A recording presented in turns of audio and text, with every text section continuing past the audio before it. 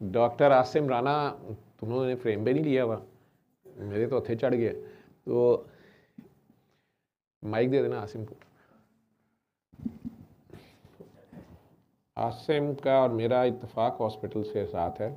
वैसे ये मेरे से आई थिंक 3-4 साल जूनियर बैच है, इलामा इकबाल के ही हैं। और इलामा इकबाल में ये मेरे जूनियर के तौर पे आए थे 98 या 9 होगा। नहीं सर 90 90 90 98 90 इत्तेफाक में। और नहीं यार 2003 में। हाँ, इसको पास साथ लगा लेना। हाँ, ये यहाँ लगा लेना।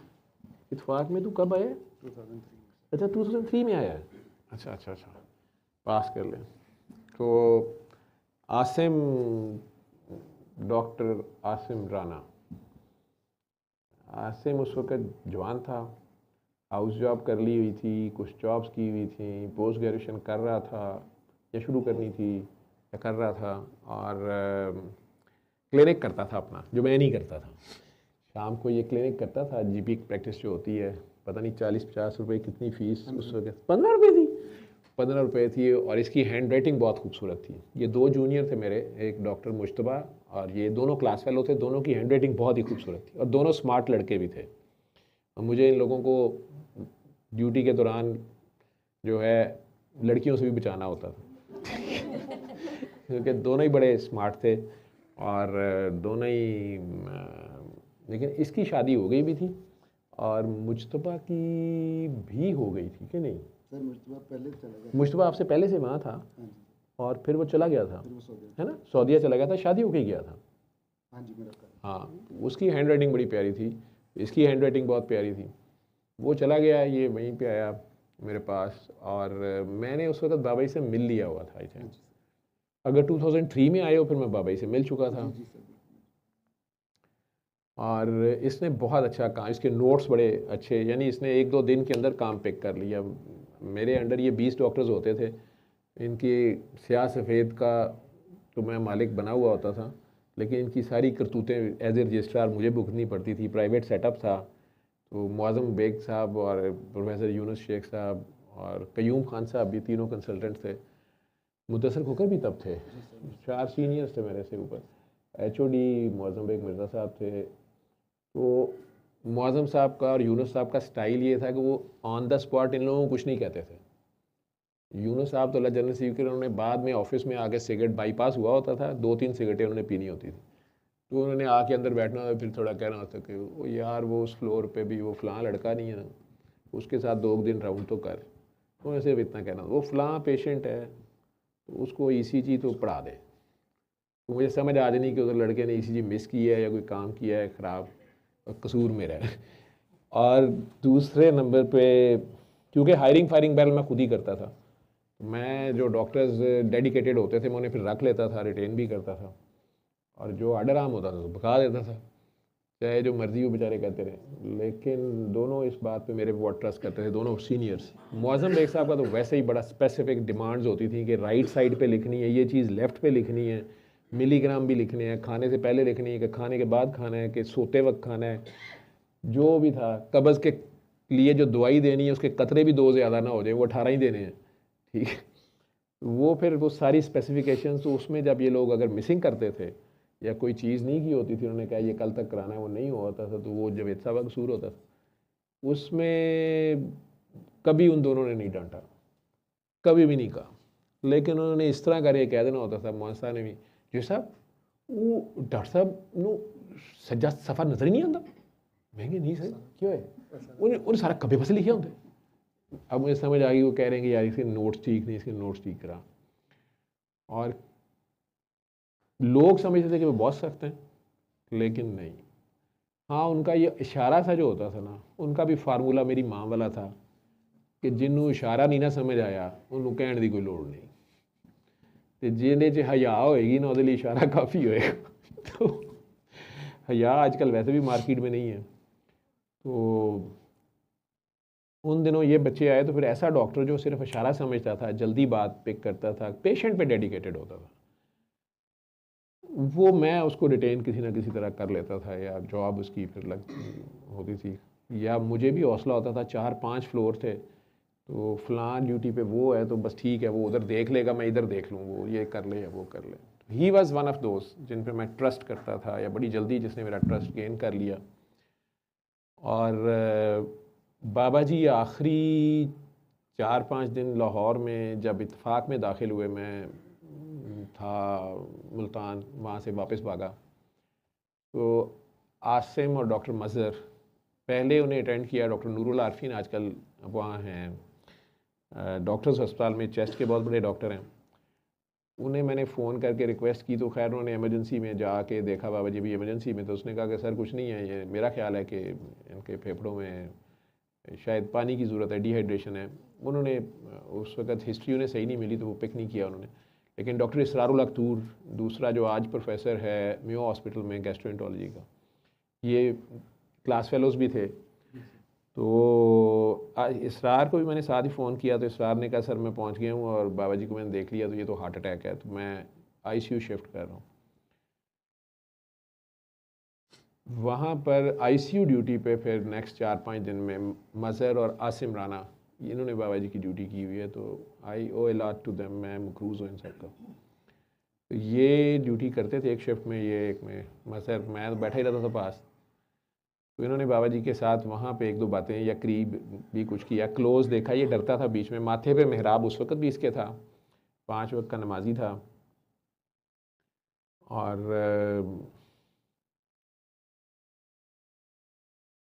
मुझे सऊदीया ले जाने वाले ये दोनों शरारती थे, ये भी और मज़हर भी, और एक डॉक्टर सैयद आबिद थे, वो अब शायद गुलाबदेवी में आ गए हुए हैं, मियाँ मुंशी में। मियाँ मुंशी में डॉक्टर आबिद और हम चारों थे, और एक 5वें थे, वो आए ही थे, क्या नाम था? नहीं, खलील का तो बी पॉजिटिव आ गया था ना, खलील रह गया, वो दुबई चला गया फिर। और एक और लड़का था, वो अहमदी था, उसके वालिद जज थे। हाँ जी, वो फिर गया नहीं था, वो फिर बाद में गया नहीं था, किसी वजह से रुक गया था। तो ये 5-6 थे जो इंटरव्यू देने जा रहे थे सऊदीया के, और ये पकड़ के मुझे साथ ले के आप बाहर हमें सवाल बता दीजिएगा, बाहर बता दीजिएगा। और जहाँ हम जाके कॉरिडोर में बैठे हुए थे, अभी इंटरव्यू शुरू होना था, तो फ़ौजी फाउंडेशन में फ़ौजी स्टाइल सारा, सऊदी को डेलीगेशन अंदर आया था, वो जल्दी आ गए। तो फ़ौजी वालदार साहब ने सबसे पहले मुझे पकड़ा, कहता चलो अंदर। मैं बताऊँ ना कि मैं इनके साथ चीटिंग कराने बैठा हूँ या इनको हौसला देने बैठा हूँ, इंटरव्यू में जो सवाल होंगे वो बाहर बैठे बैठे फटाफट करने। तो मैं तो इसलिए बैठा हूँ, वो मुझे पता नहीं, ये वाला दरवाज़ा जो खुला तो वो उधर ही से इंटरव्यू वो शुरू। मैंने अब जल्दी में किसी कहता चलो तुम इंटरव्यू देना, मैंने कहा मेरे ना वो कागज़ पूरे नहीं, कहना बाद चो जाएंगे। अब वो मुझे अंदर खींच रहा है, मैं बाहर का जा रहा हूँ। मुझे कहते हैं कि नहीं तुम्हारी फाइल नंबर तुम्हारा ये, मैं कहा यार मेरी कोई भी चीज़ पूरी नहीं, मैं ये कह तुम अंदर चलो। वो सऊदी सवेरे सवेरे आ गया, उन्हें पता नहीं नींदर नहीं आई। तो इंटरव्यू तो ये मालदार फौजी मुझे अंदर कर दिया। खैर वो फौजी साहब ने, सऊदी अल्लाह इस तरह भी करता है, तो वो सऊदी जो था वो जूं मेरा इंटरव्यू करने लगा, तो मुझे अभी तक याद है कि उसने एक ईसीजी मेरे सामने रखी, मैं उसे बोल दी। अब ईसीजी मेरा बहुत ही स्ट्रांग पॉइंट था। वो तो उसमें बात यह है कि उससे पहले ना बहुत सारे लोगों ने, सिर्फ जनरल प्रैक्टिशनर नहीं होते, जीपीस, उनकी एप्लीकेशन दी हुई थी। अब वो इत्तेफाक अस्पताल के 4-5 डॉक्टर्स की एप्लीकेशन आई ना, तो उसके ऊपर लिखा था आईसीयू। हम लोगों ने ना आईसीयू इसलिए अप्लाई किया था कि हमारा ख्याल था कि हम डेजर्ट में ना फेंक दें।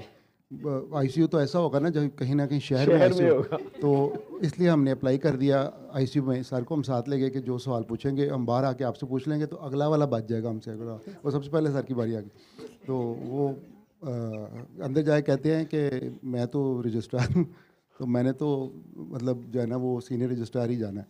तो वो जो इंटरव्यू ले रहा था वो कहता भाई मैं तो आप रजिस्ट्रार है कहूँ।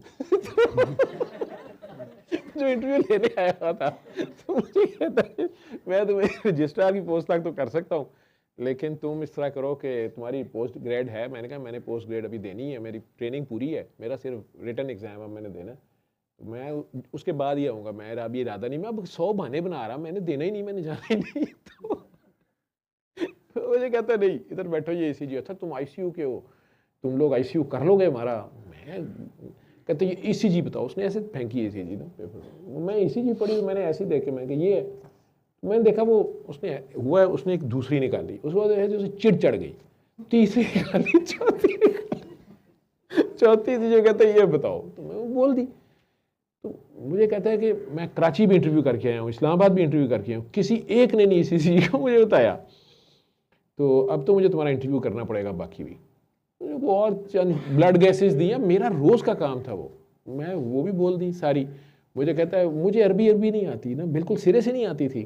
वो फाइल पे उसने एक कागज़ पकड़ा, मुझे कहा तुम्हारी फाइल क्या है? मैंने कहा मैं तो अभी इंफॉर्मेशन लेने आया था कि इंटरव्यू सीनियर रजिस्ट्रार के हैं या रजिस्ट्रार के हैं, तो मैं तो इन्फॉर्मेशन लेने आया, उसने मुझे तुम्हारे पास भेज दिया, मेरी फाइल पूरी नहीं है, ये नहीं है, वो नहीं है। वो सार कहाँ? एक कागज़ पकड़ा, मेरा नाम पूछ रहा है, वालिद का नाम पूछ रहा है, CNIC नंबर पूछ रहा है, वो हवालदार को बुला लिया, कहता है इसकी फ़ाइल बनाओ, तो उसे कहते हैं ये मुमताज़ है। मुझे क्या पता मुमताज़ क्या है, ठीक है, मैं बार बार करेक्ट करूँ, मोहम्मद जवेद अहमद उसे कहता हाजा मुमताज़। तो मुझे कहता है तुम्हें रियाद शहर में ले रहा हूँ मैं, ठीक है, हमारा एक बड़ा ICU हमने एक्सपेंड करना है, तो शमेसी ICU पता नहीं क्या वो बोलता रहा, मुझे कुछ अरबी बोले कुछ इंग्लिश बोले, मुझे समझ कोई नहीं थी। बहरहाल मैं बाहर निकला तो मैं इनकी तरफ जा रहा, तो वालदार मुझे कहता तुम इधर से जाओगे बाहर बैठा रहा, फिर मैं गाड़ी इनके साथ ही मैंने आना था। खैर हम सारी सिलेक्ट हो गए और एक ही हॉस्पिटल में उसी IC में वो अपने में ही ले गया, और खुद वो अमीन था, क्या नाम था उसका? उसका नाम था वसीम सईद, वो मेडिसिन का रजिस्ट्रार था। और अल्लाह ने ये करम किया कि बाद में वो मेरा फेलो बना, मेरे अंडर उसने ट्रेनिंग की, तो फिर वो कंसल्टेंट बना क्रिटिकल केयर का। उस वक्त तक मैं क्रिटिकल केयर का कंसल्टेंट बन गया हुआ था सऊदी अरब में। तो हाँ, बहरहाल हमने फिर 2 साल वहाँ इकट्ठे काम किया। मैंने तो पहले दिन एयरपोर्ट पे फैसला कर लिया था कि मैंने वापस जाना है, और मुझे याद है कि ये 2004 के तकरीबन एंड की बात है, जून जुलाई अगस्त के बाद की बात है। 25 अक्टूबर 2005 होने वाला है क्या? वो तो हम अक्टूबर में गए थे ना 2005 में। इंटरव्यू हमारा जो था ना वो तो ये पहले हुआ था 1 साल पहले, तो 2004 का ये कह लें जून जुलाई अगस्त था। और कुछ दिन बाद घर लेटर आ गया, जनाब आप सेलेक्ट हो गए और अब आप अपनी डॉक्यूमेंट जमा कराएं, अरबी ट्रांसलेशन, ये वो जो कुछ भी था। मैंने अम्मी को बताया था, अभी किसी को नहीं मैंने बताया, मैं सीरियस ही नहीं था। तो बाबा जी आए और मुझे आज तक याद है कि वो शाबान था, अब ये पता नहीं कौन सा महीना था शाबान। तो बाबा जी को अम्मी एकदम कहती हैं, अम्मी जी शौक थी, अम्मी जी कहती हैं बाबा जी आपको पता है ये सऊदी अरब जा रहा है। और उससे पहले जब मैं इंटरव्यू दे के आया हूँ ना, जब इंटरव्यू दिया, मेरे ख्याल मई में था शायद इंटरव्यू, तो जाहिद शाह साहब के पास मैं किसी काम गया था। वो जाते साथ मुझे कहते हैं कि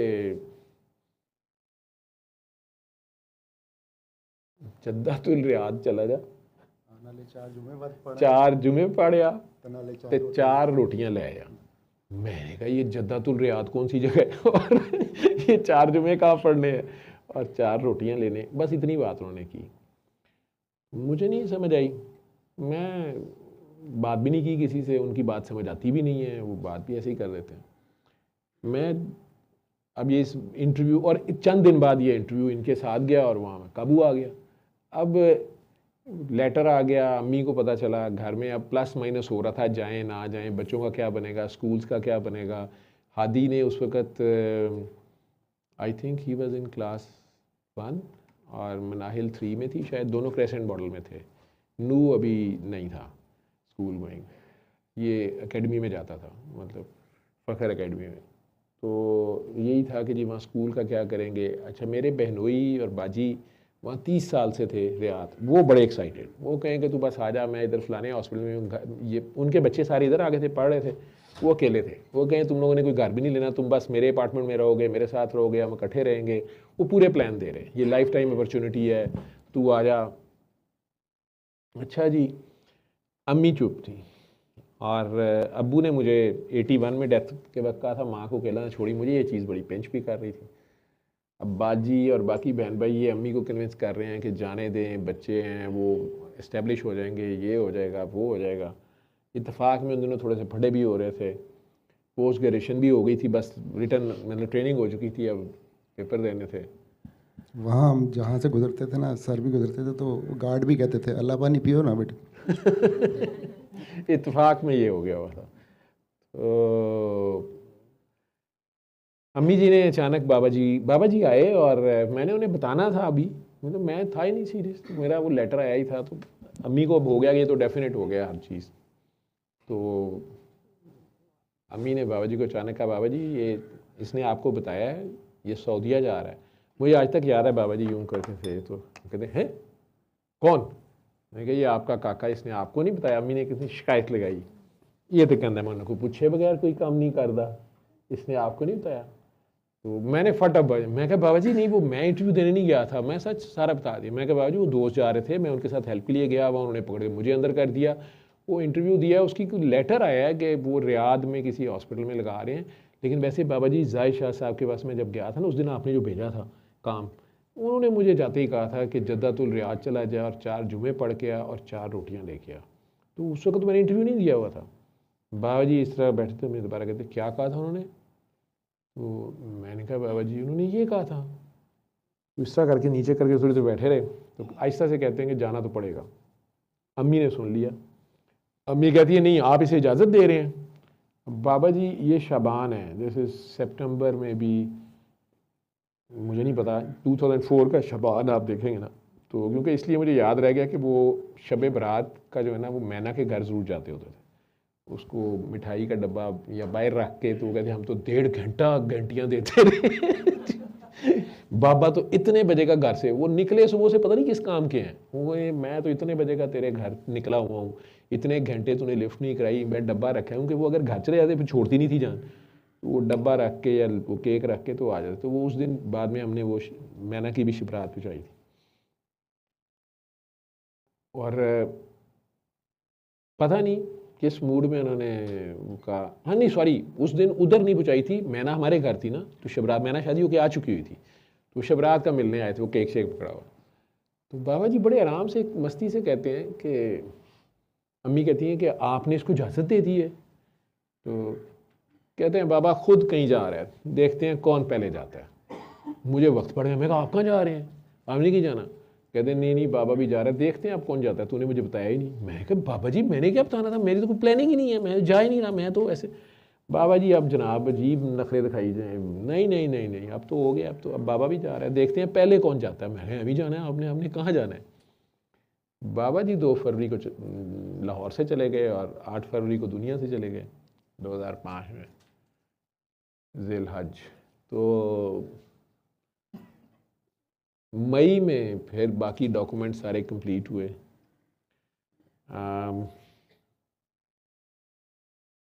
इस दौरान मेरी, बाबा जी फरवरी में पर्दा करते हैं, तो मार्च के एंड पे कहीं मैं लीला गया हुआ था, वहाँ शहबाज शाह साहब जो यहाँ आते हैं, ये फ़र्स्ट टाइम आए थे, इनके साथ मेरी मुँह मारी हो गई। और मैं तो यही कहूँगा कि मैंने बहुत बदतमीज़ी की, तो सैयद बादशाह थे, ये इन्होंने बाद में माना है, अभी नहीं काफ़ी सालों बाद, इन्हें नहीं पता, इन्होंने काफ़ी सालों बाद माना कि मैं घर आया, मैंने एक जूती इधर चलाई एक उधर फेंकी, अब मैं गवर्नमेंट अगे पेश हो गया, पता नहीं गवर्नमेंट को फड़ लिया, मैं अपनी मां को फड़ लिया। उनके लफ्ज़ ये होते हैं, मैं मां क्या तू तो मैनू कहंदी सी जिथे मैं होवेगा उत्थे बोलेगा कोई नहीं, उन्हें मेरे पल्ले कोई नहीं छड़िया, वो इस शहर च नहीं रहेगा, या मैं रहांगा या वो रहेगा। और ये तो इन्होंने कई साल बाद बताया ना, तो अब बताया मुझे मार्च में इनसे टकरा हुआ है, और मई में हमारे वो सारे डॉक्यूमेंट्स वगैरह कंप्लीट हो गए, हमारी पोस्टिंग्स होनी थी, पासपोर्ट आने थे, इस्लामाबाद जाना शुरू हुए थे हम, उस चक्कर में फिर हम लिल्ला भी रुकते थे।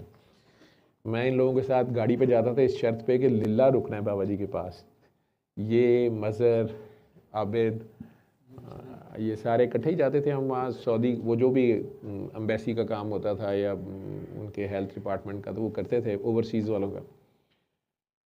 तो मैं मई में शायद शाह जी को मिलने गया, फिर किसी काम, जाहिद शाह साहब वो बुलाते हैं तो जाते, मिलते नहीं हैं। मैं गया तो बड़े आराम से मुझे कहते, मैंने अब उन्हें बताना था कि वो पासपोर्ट का यहाँ तक काम हुआ है, ये है वो है। जाते साथ कहते हैं आपकी शिकायत लगी है, हालांकि बहुत कम बात करते हैं लेकिन बड़ी स्ट्रेट फॉरवर्ड कहते हैं आपकी शिकायत लगी है। तो मैं कहा जी शाह जी? तो कहते हैं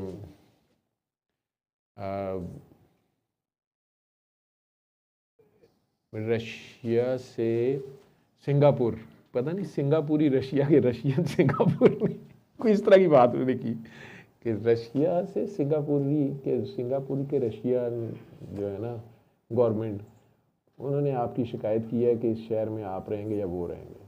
ये उन्हें, मुझे कोई पता नहीं चला रशिया कौन है, सिंगापुर कौन है। शाह जी ने ये पिछले दिनों मुझे बताया कि उनकी अम्मी सैयद ज़ादे थे दोनों, उनकी अम्मी अब्बा, लेकिन उनके नाना अबू सिंगापुर से थे और दादा अबू इनके रशिया से आए हुए हैं, पता नहीं ताशकंद से कि कहाँ से आए हुए हैं। बहरहाल शाह जी का ये स्टाइल कि वो रूसी सिंगापुरी ने बारह सिंगे ने इस तरह करके उनकी बात थी। 12 सिंगापुर वाले ने तुम्हारी शिकायत लगा दी है, पता नहीं वो 12 इमाम थे या 12 सिंगा सी, उसने शिकायत लगाई है और उन्होंने कहा कि ये नहीं रह सकता इधर। अब मैं सुनी जा रहा हूँ, मुझे कोई पता नहीं इसका रिलेशन कहाँ पे है। ये मैं उनकी बात सुन रहा हूँ कि नहीं, बात समझ ही नहीं आती किसी को ना कुछ। मैं जिस काम गया था या कुछ, कहते हैं वो जद्दातुल रियाद की गवर्नमेंट ने कहा कि सानू वारा खांदा है इत्थे कल दो, तो वहीं जाओ। अच्छा, मैं अभी सुन रहा हूँ कि जद्दातुल रियाद, तो मैंने पहली बार से डी कोड किया कि या जद्दा में पोस्टिंग होगी या रियाद में होगी। जद्दा में मेरा बड़ा अच्छा दोस्त था डॉक्टर अंजुम जहांगीर, वो इत्फाक से मेरा सीनियर था, मुझे इत्फाक ले जाने वाला वो था जिसको मैं ज़िद करे गया था कि मैं इसको निकलवाऊँगा, इसने अम्मी को शिकायत क्यों लगाई है। वो अब जद्दा पोस्टेड था, मेरा रजिस्ट्रार भी था, टीचर भी था, काफ़ी कुछ सीखा था मैंने उससे। और रियाद का तो खैर हमें कुछ नहीं पता था। हाँ, ये था कि मेरे बहनोई वहाँ पे थे और वो घर था वहाँ पर और ये दोनों मज़हर और आसिम, इनका मेरे साथ बस यही था कि आपकी जहाँ भी हो हमने आपके साथ जाना है, अगर आप होंगे तो हमने जाना, नहीं तो नहीं जाना। आज दोनों माशाल्लाह प्रोफेसर हैं, दोनों आईसीयू के स्पेशलिस्ट हैं, मेरे से ज़्यादा डिग्री हैं इनकी, मेरे से ज़्यादा एक्सपीरियंस है, मेरे से ज़्यादा प्रोसीजर्स हैं, मेरे से ज़्यादा नाम है, मेरे से ज़्यादा कमाई है, मेरे से ज़्यादा माशाल्लाह गाड़ियाँ और घर हैं। तो बीवियाँ भी मेरे से ये तो खैर तवक्कल का बंदा है हैं। मन भेज के तो थे लगी है। अच्छा, तो ये मैं इनका वापस में मैं बड़ा इनसे गुस्सा खाता था। मैं कि यार एक तो मैंने फसाता है, एक मुझे ये दफ्तरी कामों की बड़ी चिढ़ चढ़ती है। वो जी इधर से मोर लगवाएं, इधर से ट्रांसलेशन कराएं, इन्हें सिर्फ ये था कि सर कहीं ना कर दें। मेरे फार्म चुक चुक के आप तक ट्रांसलेशन कराते रहे, आप हमें डिग्रियाँ दे दें, हम खुद ही कराइए। ये अरबी की हो गई है, ये फलानी हो गई है, ये हो गया है। पासपोर्ट बनवाने में ना जाऊँ, मैंने पासपोर्ट नहीं बनवाया, पासपोर्ट भी साथ मेरे धक्के खा रहे हैं। नहीं सर, वो सिफारिशें ढूंढ रहे हैं, उसे बंदा मिल गया, उसे है हो गया। इन्होंने पकड़ पकड़ के मुझे साथ रखा हुआ। अब शाह जी मुझे कहते हैं कि जद्दातुल रियाद दी गवर्नमेंट ने कहा सानू वारा खांदा है, साढ़े को कलो ते तुसी चले जाओ उत्थे, नहीं वहाँ जाना पड़ेगा। इस तरह करके उन्होंने बात की। मैंने कहा अच्छा, अब मैं सोचूं मेरी किसने शिकायत लगाई है, क्या शिकायत लगी है, क्या हुआ है। मैं चुप रहा।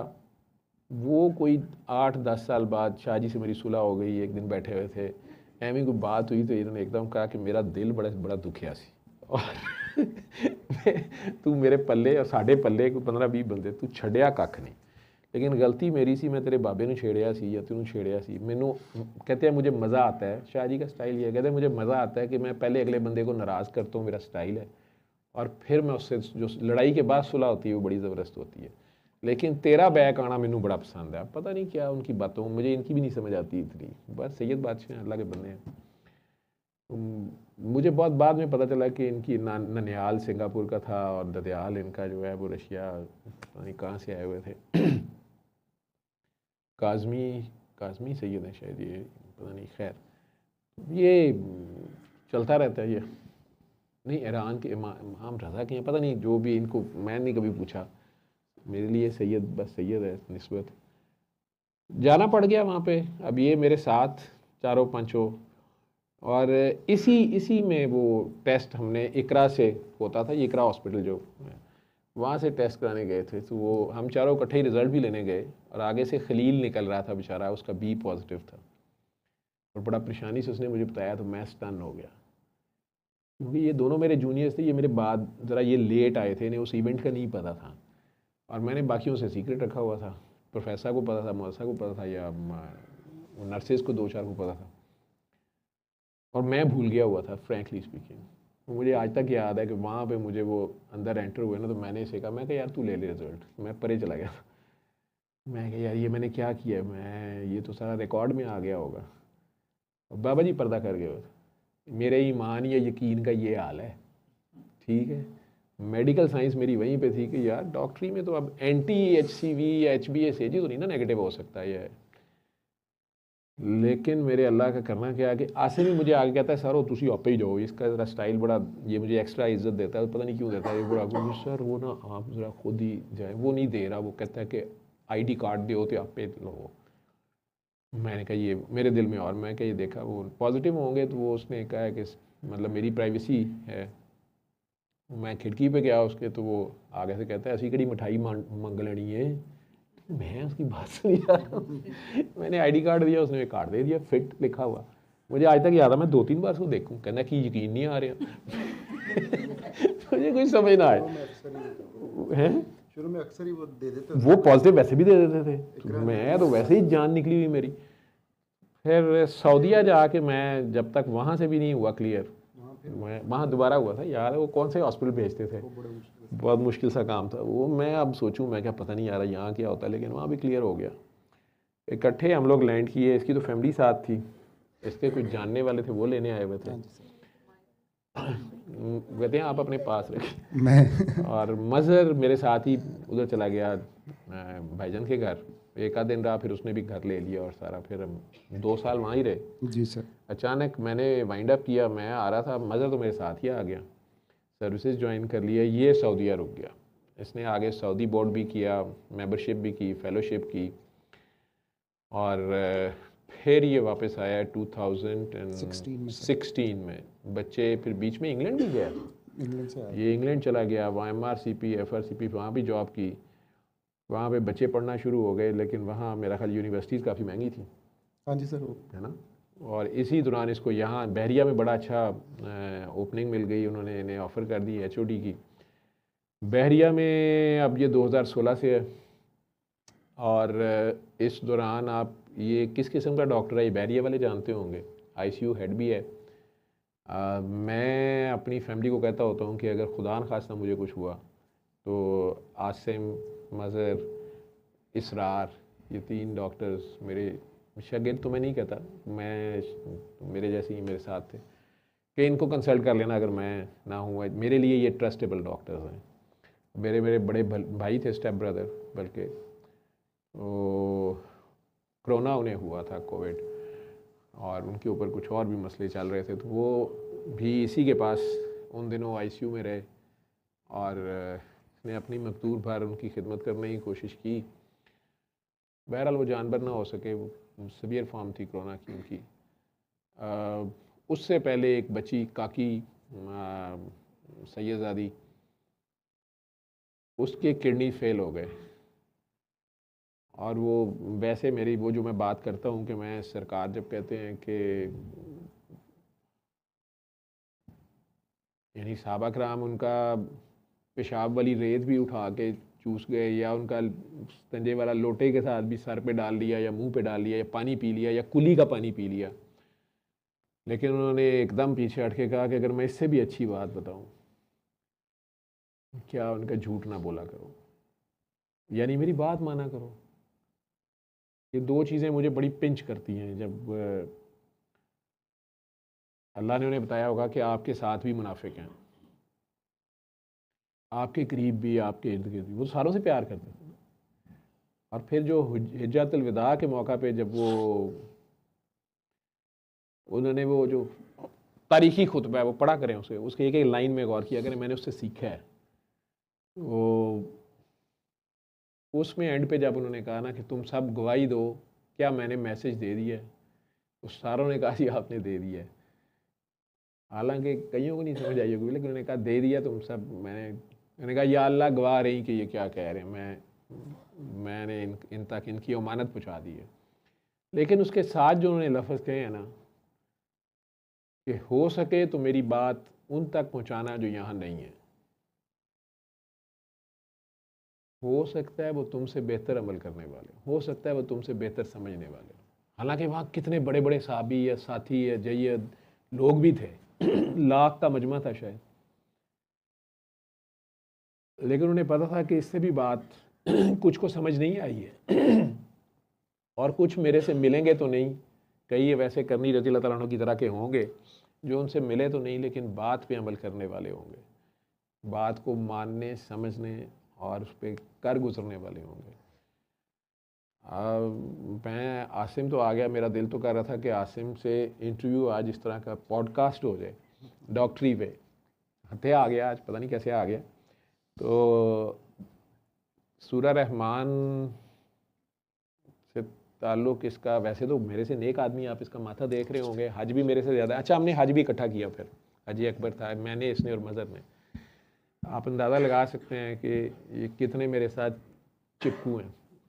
तो अब छोड़ दिया वह, इन्होंने दोनों बड़े हो गए हैं, अपनी अपनी फ़्लाइट लेते हैं, अपनी समझदार हैं। तो क्योंकि मैंने इन सबको कहा था कि यार पैसे कैसे कमाने हैं ये मैं नहीं तुम्हें सिखा सकता, ये ਤੁਹਾਡੀ अपनी दौड़े जाओ जिमें मर्जी, मैं इसमें फेलियर हूँ, इसमें मेरे पीछे ना खड़े होना। बाद में नहीं तो हिसाब लगाते फिर होगा घर वालों से भी और बाहर वालों से कि यार तेरी आमदन कितने है, तू कीता कि ये सारी उम्र, तो वो अब खुद कर लेना। तो लेकिन वहाँ पर भी ये चिपके रहे मेरे साथ, बल्कि वहाँ जो HOD था, मिस्री था, डॉक्टर क्या नाम था उसका, अहमद यूसुफ, वो बड़ा चिढ़ता था। हम अहमद यूसुफ को सर नहीं कहते होते थे, सर को सर कहते इन्होंने उसके सामने मुझे सर कहना, उसको सर नहीं कहते, कहते डॉक्टर अहमद यूसुफ कहते। उसको तब चिढ़नी, ऊपर से हर बात पे इन्होंने मेरी राय को जो है ना, हालांकि वहाँ हम तीनों एक ही पोस्ट पे थे, मतलब इकट्ठी ड्यूटी होती थी, ये उसने हमें शिफ्टें चेंज की और उसने जासूस बीच में छोड़े होते थे, मल्टीपल नेशनैलिटीज़ थी, फिलिपिनो ऑनर्स से पता नहीं कहाँ से लोग थे। वो डिवाइड एंड रूल पे बड़ा ज़बरदस्त चलता था। ENT का डॉक्टर ने लगाया हुआ था ICU हेड, इससे आप अंदाज़ा कर लें। वाहिद क्वालिफिकेशन फिजियोलॉजिस्ट शायद था, और उसकी वाहिद क्वालिफिकेशन ये थी, नहीं वो, अच्छा हाँ, वो हेल्थ मिनिस्टर जो था वो ENT स्पेशलिस्ट था, और ये उसका वो प्रिंस था, ठीक है। ये उसके साथ कहीं इसने काम किया हुआ था जब वो अभी मिनिस्टर नहीं था। तो उन साहब की जब मिनिस्ट्री आई, हेल्थ मिनिस्ट्री आई, तो उन्होंने इसको पकड़ के पूरे ICU का हेड लगा दिया। पूरे सऊदीया से कौन सा पेशेंट उस ICU में, वो ICU था सऊदी गवर्नमेंट का मेन ICU, मेयो हॉस्पिटल समझ लें, शमेसी रियाद का। तो वहाँ पर 45 बेड का वो ICU था, 40-44 बेड का, आइसोलेशन रूम्स, और दुनिया की कौन सी फैसिलिटी नहीं है वहाँ, रेफ्रोट्रॉन बेड्स और पता नहीं क्या। अब वो 140 बेड घूमता रहता था है, अब वो 146 बेड का ICU है सिर्फ। मेरे ख्याल दुनिया के बड़े ICU हॉस्पिटल, पूरी बिल्डिंग ही बड़ी बनी हुई। मैं 2005 से 7 की बात कर रहा हूँ। तो वहाँ पे हमारे कैडर में हम लोग एक बे के इंचार्ज होते थे, 10-15 पेशेंट देखने होते थे। वहाँ पे मरीज़ वेंटिलेटर पे 4-4 साल से पड़े हुए थे, रोड एक्सीडेंट हुआ, गर्दन टूट गई है, वो कॉमे में पड़ा हुआ है, वो पड़ा हुआ है, उसकी बस नर्सिंग केयर हो रही है। और हम गए तो मैंने पहले दिन हम दोनों ने 2-3 राउंड किए, उसके बाद हम आपस में खपे कि यार इसको वेंटिलेटर पे क्यों डाला हुआ है, इसको क्यों नहीं उतारते, उसको क्यों नहीं उतारते। हमने अपनी शिफ्ट पे उनके ऊपर अपनी पॉलिसियाँ लगानी शुरू कर दी। पता नहीं हफ्ता 10 दिन के अंदर अंदर हमने 4-4 साल से 5-5 साल से जो पेशेंट वेंटिलेटरों में पड़े हुए थे वो उतार मारे। अब जब हमने उन्हें वीन ऑफ करके उतार दिया ना, तो वो और उसका नंबर 2 भी मिस्री था, डॉक्टर मुस्तफ़ा आदिल, हाँ जी, उन्होंने बुला लिया मुझे कमरे, ये तूने क्या चवल मारी, ये क्या कर रहा है तू, मैंने क्या अरबी बोलते, मुझे जीम से जावेद गावेद कहता था, गावेद मसरी जीम नहीं बोलते, वो जीम नहीं बोलते ना, गाफ बोलते, जुम्मा कहते हैं जुम्मे को, और हाँ गिद्दा कहते हैं, गिद्दा। अब वो लाल पीला हो तो रहा, ये गवेद रहे हैं वापस। मैं ये एक्सपेक्ट करूं कि ये मुझे शाबाश देंगे, ये मतलब हैरान हो जाएंगे और ये मुझे अप्रिशिएट करेगा और मेरी कोई प्रमोशन हो गई है और कुछ नहीं, कोई मेरी ड्यूटी है कुछ मैं और फर्दर, वो मुझे डांटी जा रहा है, क्या किया तुमने।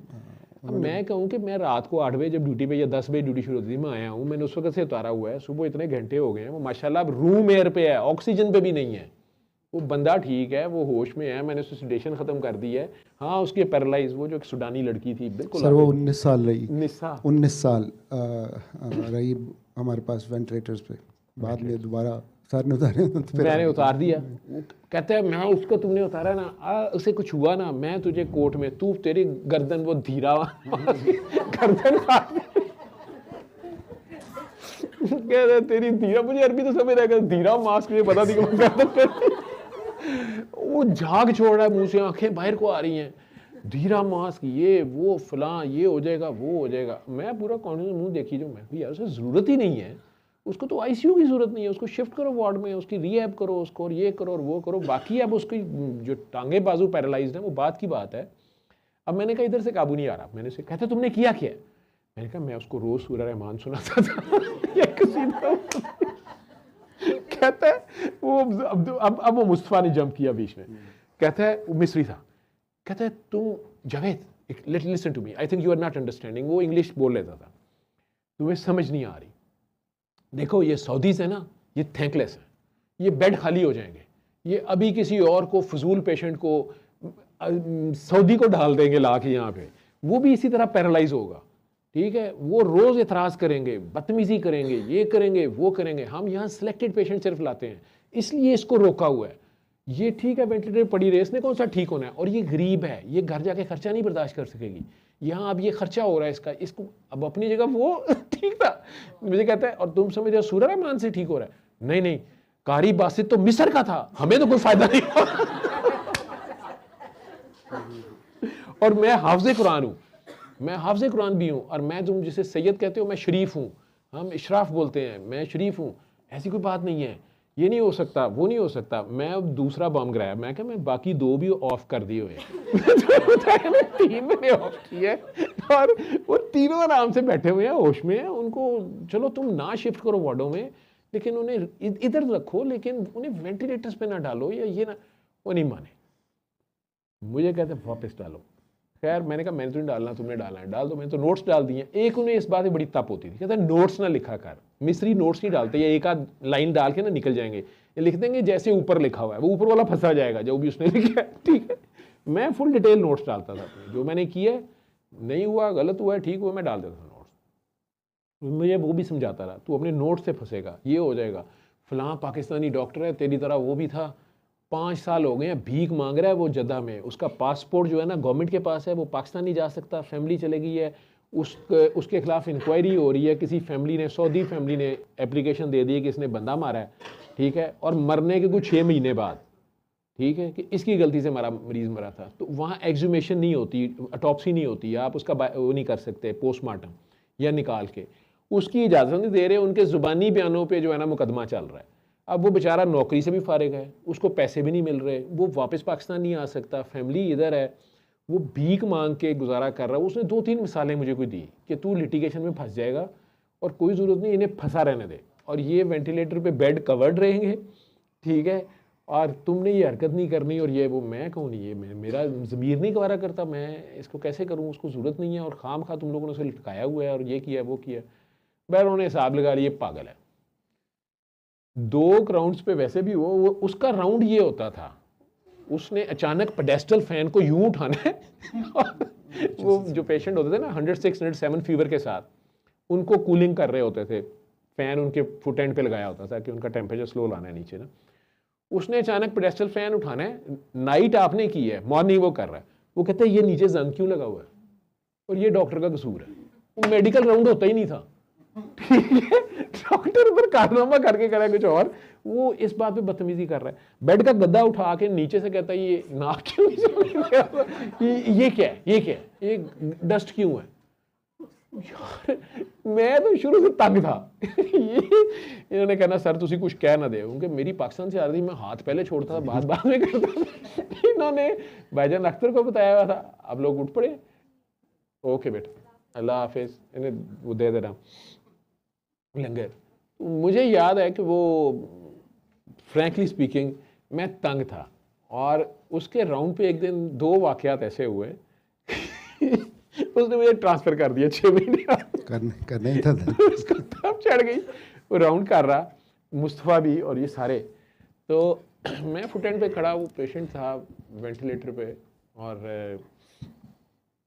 सर माइटल स्टेनोसिस का पेशेंट था मेरे ख्याल में। नहीं वो 1-2 केसेस मुझे याद हैं, तुम लोग और भी पता नहीं कितने। मैं तो बाद में अपने जुर्म याद करता रहा हूँ कि उसने बेचारे ने मुझे बड़ा बर्दाश्त किया है, लगता है मैं अपनी तारीफ़ें कर रहा हूँ, लेकिन ये आम डॉक्टर्स कहेंगे कि यार ये बात नहीं थी, और वो बेस्ट आईसीयू था वहाँ का, ये लार्ज आईसीयू, मैं इसलिए छोड़ आया कि यार मैं यहाँ सीखने आया था, मैं सिखाने वाले जो सीखन च भी कोई नहीं तैयार। तो हम राउंड कर रहे हैं, सारे डॉक्टर्स खड़े हैं, और अचानक मैं नोट किया कि ये पेशेंट को क्या हुआ है। तो उसके ऑक्सीजन सैचुरेशन थोड़ी नीचे आई, मैं अभी पेशेंट को देख रहा हूँ, पेशेंट हिल रहा है, और जो रोड ट्रैफिक एक्सीडेंट के पेशेंट हैं उन्हें थोड़ा न्यूरोलॉजिकल डेफिसिट है, सारा वो पूरा प्रोटोकॉल हर चीज़ डॉक्यूमेंट हो रही होती थी। लिटिगेशन का सारा डर कि उसकी फैमिली ना कह दे ये नहीं किया, वो नहीं किया, ये हो गया, वो हो गया। मैं अचानक जंप किया और बेड को आगे धकेल के ना हेड साइड पे चला गया, और सिस्टर को मैंने तेज से कहा कि ट्यूब दो और लेरिंगोस्कोप दो ना। कहता है स्टॉप, मैं यहाँ खड़ा हूँ, तुम क्या कर रहे हो, कोई जरूरत नहीं है, कुछ नहीं हो गया। और मैं क्या, इसकी ट्यूब बाहर आ गई है, ठीक है, और मरीज कह रहा है सांस नहीं आ रहा। अब जो डॉक्टर्स हैं ना, उन्हें पता है कि ये क्या हो गया। अगर आप डॉक्टर हैं, आपकी सेंसेस सेंसिबल हैं, एक बंदा जो वेंटिलेटर पे ट्यूब डली हुई है वो बोलना शुरू हो गया है, उसकी आवाज आ रही है, तो उसकी ट्यूब बाहर है, ठीक है, तो आवाज से कह रहा है कि मुझे सांस नहीं आ रहा। मैं यार सिस्टर से डांट के साइड पे वो पड़ी होती थी, सामान वहाँ बहुत था, फटाफट मैं ट्यूब निकाली, लेरिंगोस्कोप पकड़ी और डाल दी उसकी ट्यूब ना। अब मैं ट्यूब, हमारे लिए खेल था इधर का काम, मैं ट्यूब डाली है, वो दोनों देख रहे हैं। वहाँ ट्यूब डालना जो था ना, उसके लिए तरले मिन्नतें करते थे एक दूसरे के वो लोग मिस्त्री, और सिखाते नहीं थे एक दूसरे को, ठीक। और मरीज के 2 दांत इधर से टूटे हुए हैं, 3 इधर से टूटे हुए, लहू लुहान हुए हुए। अब मैंने पकड़ के उसमें ट्यूब डाली, मैं सीधा खड़ा हूँ तो मुझे कहता है लाजम स्टमक, और मैं क्या नहीं अंदर है, इसको टाई कर रहा हूँ, मैं काम में नहीं लिहाज करता किसी का। तो मुझे याद है मुस्तफा कहता मुझे चेक करने दो ना, तो उसे ट्यूब को खींच रहे, बदतमीजी उसे खींच रहा बाहर, कहता ये स्टमक में है। मैं डांट तो पड़नी थी ना, मैंने उसे डांट दिया, पता नहीं क्या मैंने से गुस्से का, मैं कहूँ हाथ ना लाई, मैं क्या स्टेथ पकड़ो, उधर से चेक करो, ये अंदर है। कहता फिर अंदर है तो फिर ये लेफ्ट साइड पे चलेगी। मैं कि ये बिल्कुल ठीक है, तू खड़ा होगा, ठीक। और ये दोनों HODs हैं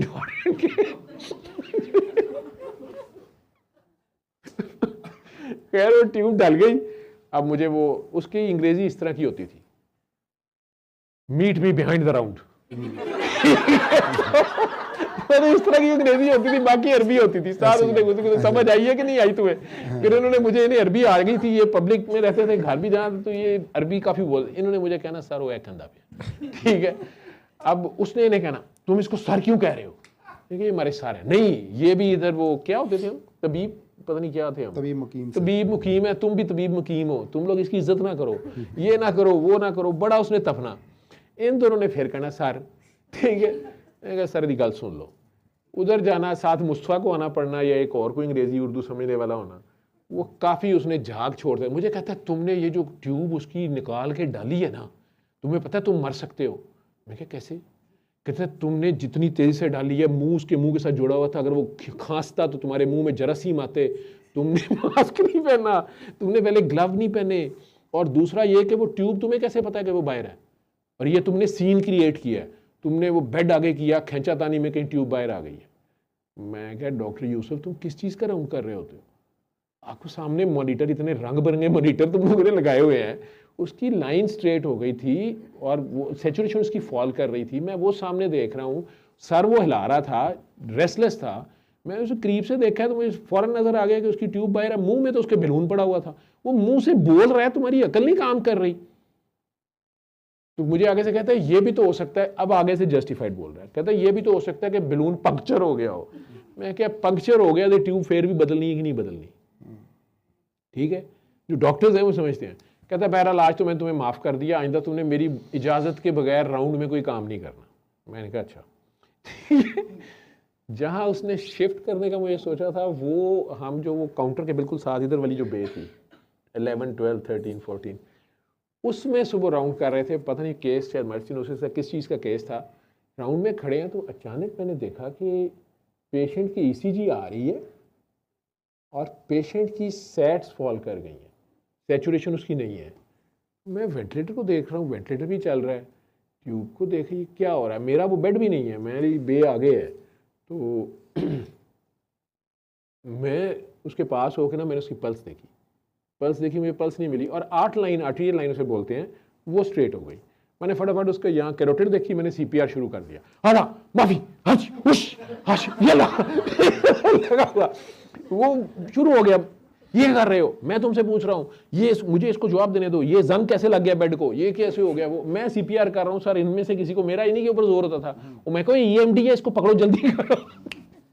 शायद इसकी ट्यूब बाहर आ गई है, इसको मसला न्यूमोथॉरक्स तो नहीं हो गया, जल्दी देखो इसको ईएमडी चल रही है, यानी वो ईसीजी आ रही होती है, हार्ट पंप नहीं कर रहा होता, जो बिजली का करंट है हार्ट का वो शो हो रहा होता है, लेकिन हार्ट की पंप नहीं हो रही होती कि वो ब्लड सर्कुलेट करे, तो यहाँ नब्ज ही नहीं आ रही थी, आर्टरियल लाइन स्ट्रेट हो गई हुई थी, तो यहाँ से हार्ट को दबाना होता है, बाहर से एक्सटर्नल कंप्रेशंस देने होते हैं कि कम से कम खून का दौरा बहाल रहे। अब मैंने गुस्से से मुस्तफा का, मुस्तफा कहते ये तुम क्या कर रहे हो, उसकी ईसीजी आ रही है, ओ मैं कि यार ये उस वक्त हमारे दौर में इसको इलेक्ट्रोमैकेनिकल डिसोसिएशन बोलते थे, अब उसे पल्सलेस इलेक्ट्रिकल एक्टिविटी का नाम आ गया आप लोगों के दौर में। तो उसको मैंने गुस्से से कहा ना, तो मुझे कहता है how you can say that, let me check, वो फट उसका एक काम होता है स्टेथ लगा के सुनता हूँ मैं क्या अब्दुल तुम्हें, मैंने कहा नजर नहीं आ रहा उसकी आर्टरी लाइन 0 है, उसमें नहीं देख रहे वेव फॉर्म नहीं है। खैर वो खड़ा हो गया, सीपीआर हमने किया, वो बंदा रिवर्स हो गया, अल्लाह ने जिंदगी दी, वो वापस आ गया। उस पर मुझे उसने वापस बुलाया राउंड के बाद अपने कमरे में, अब दोनों बैठे हुए हैं, और मुझे कहता है कि तीसरा अबू सऊद, वो भी मिस्री था, नंबर 3 भी उन्होंने सऊदी रखा हुआ था। अबू सऊद तो मेरे फरिश्ते से भागता था ना, मेरी साइड से भी भागता था, और उसने एजेंट वो ज्यादा था इनसे, वो शक्ल उसकी ऐसी थी, वाइट दाढ़ी, उसने मुझे बिठा लेना और उसे मैंने कहना कि तुझे फांसी हो जानी है। जितना बोल्ड काम करता है ना तू, और इन लड़कों को भी तू मरवाएगा, इनको भी तूने ये सिखाया हुआ है, ये तो करना ही नहीं होता, डॉक्टर का काम ही नहीं है ये, इस कौम को पता ही नहीं है। और ये सऊदी लड़कों को, डॉक्टरों को तू ये बातें बता रहा है, ये कल को सारे सऊदी सीख जाएंगे तो तुझे और मुझे तो किसी ने वीज़ा नहीं देना।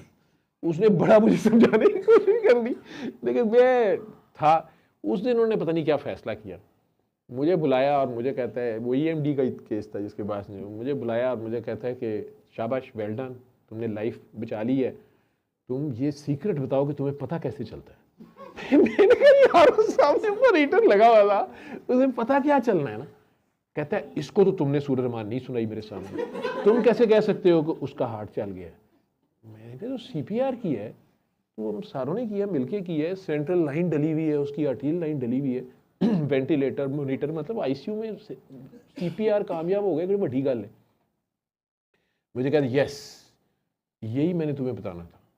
गवर्नमेंट बड़ी देर, यानी रियाज शहर का एक पेरीफ्री था, जिस तरह आप कह लें कि लाहौर में काना काछा, कहता है कि काने काछे में ना एक अस्पताल है चेस्ट का, उधर का जो आईसीयू का हेड है ना, उसके खिलाफ तो हो गई है इंक्वायरी, ठीक है, तो वो तो चला गया है, तो उधर आईसीयू का हेड नहीं है, तो बड़ी देर से मेरे से मांग रहे थे तुम्हारे से अच्छा बंदा कोई नहीं है, तो मैं तुम्हें ट्रांसफ़र कर रहा हूँ। मैंने कहा मेरी बात सुनो, मैंने इंटरव्यू में भी ये कहा था, लिख के दिया था, और मैंने ये शर्त रखी थी कि रियाद सिटी से बाहर मैंने कहीं नहीं जाना, ठीक है। और ऊपर से मैंने ना 2 दिन पहले उसे एप्लीकेशन दी थी कि मैं पास हो गया हूँ FCPS में, तो मेरा यानी हेल्थ डिपार्टमेंट को कहते हैं मेरा कैडर इम्प्रूव करें, तो वो भी इन्होंने बुला के तो मुझे जलील किया समेत क्लर्क के। मुझे कहते हैं मेरी बात सुनो, अरब में ना जो लाल ऊँट होता है वो बड़ा महंगा होता है, ठीक है, कहता है लाइक मर्सिडीज़, और जो पता नहीं वाइट ऊँट होता है ना वो सस्ता होता है, लाइक क्रोला, टोयोटा। तो मुझे कहता है कि ठीक है तुमने इम्तिहान पास कर लिया है, तुम अपने आप को लाल ऊँट समझ रहे हो, ठीक है, या तुमने डिग्री पास कर ली है, फेलोशिप पास कर ली, लेकिन हमने तुम्हें खरीदा जो था ना वाइट ऊँट के रेट पे था। अब अगर वाइट ऊँट का रेट भी बाजार में लाख हो गया है, हमने 1000 का खरीदा था, तो तुम्हारा क्या ख्याल है कि हम अब 1 साल के बाद जो है वो पीछे जो पिछले जिससे खरीदा था उसको लाख रुपया देंगे कि यार तूने पैसे कम लिए थे, अब तो रेट ये हो गया, हमने तुम्हें 5000 रियाल पे लिया, तुम्हें 5000 रियाल पे रखेंगे, बाकी ये तूने अच्छा किया कि तूने डिग्री हमें दे दी है, अब हम तुम्हें ज़्यादा जिम्मेदारी की पोस्ट देंगे जहाँ इंक्वायरी भी होगी, ठीक है, अब तुम मुकर नहीं सकते कि मैं क्वालिफाइड नहीं हूँ, तो तनख्वाह तुम्हारी MO की होगी, जिम्मेदारियाँ तुम्हारी हेड की होंगी। और हंस के मुझे कहता है अब ज़रा तुम ना फैसले किया करना वेंटिलेटर लगाने के नहीं लगाना, लिटरली ऐसे मुझे कह रहा है। मैंने कहा भी मैंने तो नहीं जाना, मैं रिज़ाइन कर दूंगा। मुझे कहता है 1 हफ़्ता सोच के ना, तो 1 हफ़्ता तुम्हारे पास, मैंने जवाब देना है 1 हफ़्ते के अंदर मैंने वापस भेजना है, या पाकिस्तान या हादा कसीम, जो क्या था वो पता नहीं वर्बी मुझे भूल गई है, तो वहाँ तुमने जाना है, कसीम नहीं वो क्या था वो सुरैया, हाँ जी। सुरैया के सुलैया कि उस अस्पताल तुमने जाना है, Prince Salman hospital, chest hospital था वो, 10 बेड का कोई आईसीयू था, छोटा हॉस्पिटल था। मैं बड़ा परेशान कि यार वहाँ इतनी दूर भी जाना है और ये क्या है ना, और मेरी टीम मेरे साथ नहीं, मैं खामखा फंस गया, ऊपर से मुझे अरबी नहीं आती। मैं अली हक करता था, मैं अली हक किया तो मुझे बड़ा क्लियर भी नज़र आया, उसमें वही मेरे साथ खड़ा है काउंटर पे वहीं आईसीयू में और मैंने उसके पीछे ग्रीन कर्टन होते थे बेड्स की पार्टीशन से, वो नज़र आ रहा है, मेरे सामने खड़ा है वो, और मतलब वो मुझे गुस्से से एक ऑर्डर दिखा रहा है कोई काउंटर पे, मुझे कह रहा है इस पर साइन करो, तुम्हें जाना पड़ेगा।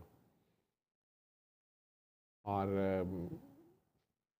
मुझे आवाज़ ऐसी आई जैसे बाबा की आवाज़ है जाओ, और सामने मैंने उसके पीछे कर्टन के ऊपर, हालांकि वहाँ तो नहीं लिखा हुआ था, तो कर्टन में मैं देखता हूँ तो वहाँ लिखा हुआ आता है कि इन्ना शानिया का हुआ अफ्तर। मैं सोचूँ ये मैंने क्या देखा है, अली हक कह रहा था, मैं सुबह उठा आया, ये भी आ गया अज़ाब की तरह नाज़िल हो गया और मैं एग्जैक्ट उसी जगह पे खड़ा हो गया। मुझे कह रहा तुमने क्या फ़ैसला किया, मैंने जवाब देना है। वो तुमने कहा तुमने इस्तिखारा करना है, क्या किया तुमने इस्तिखारा? मैंने कहा मेरा इस्तिखारा हो गया है। कहते क्या देखा है तुमने? मैं कहा मैंने ये देखा है कि तुम्हारे पीछे इस तरह लिखा हुआ था कि तुम्हारा दुश्मन बेनामो निशान होगा। ठीक है, वो लिखा हुआ था। अब मुझे नहीं पता इस्तिखारे में इसका क्या मतलब है। कहता है इसका यही मतलब है कि तुम मेरे साथ दुश्मनी कर रहे हो, तुम्हें बेनामो निशान होना पड़ेगा यहाँ से, बस तुम्हें जाना है। मैं चुप कर रहा, चला गया मैं वहाँ पे। 6 माह वहाँ पे रहा मैं। 6 माह में एक तो इस अस्पताल वालों ने तौबा की कि जावेद को उधर नहीं भेजना चाहिए था, क्योंकि ट्रेकियोस्मी यहाँ से सुराख जो है ना वो इस हॉस्पिटल होता था, वहाँ नहीं होता था। मैं वहाँ से, इन्होंने काम पकड़ा हुआ था कि वहाँ से दूसरे हॉस्पिटल से कोई भी बेचारा भेजता था ना कि जी ये ट्रेकियोस्मी करते हैं, मैंने कहा हमारे पास बेड ही नहीं है आईसीयू में। ठीक, मेरे पास वहाँ जो सीरियस केस आने उसमें ट्रेकियोस्मी, हालांकि छोटा सा प्रोसीजर है, वो जिम्मेदारी ही लेनी। अब वहाँ पे मैंने अपने जसूसों को फ़ोन करना कि बेड है कि नहीं इन्होंने कहना कि सर एक बेड है या 2 हैं। वहाँ पे जो सऊदी पेशेंट होते थे ना, उन्हें मैंने कॉल देनी, मैंने कहना कि इसकी यहाँ से जो है ना ट्रेकियोस्मी की ज़रूरत है, होनी ये वहाँ से है। उन्होंने कहना बेड नहीं है। मैं तुम्हें बता रहा हूँ वहाँ 44 नंबर बेड खाली है। ठीक है, के पास फतेह हंजरी कहते थे, फतेह हंजरी, फतेह हंजरी। तो फतेह हंजरी के तुम जाओ और जो है ना वहाँ पे बेड है और तुम ये ले जाओ।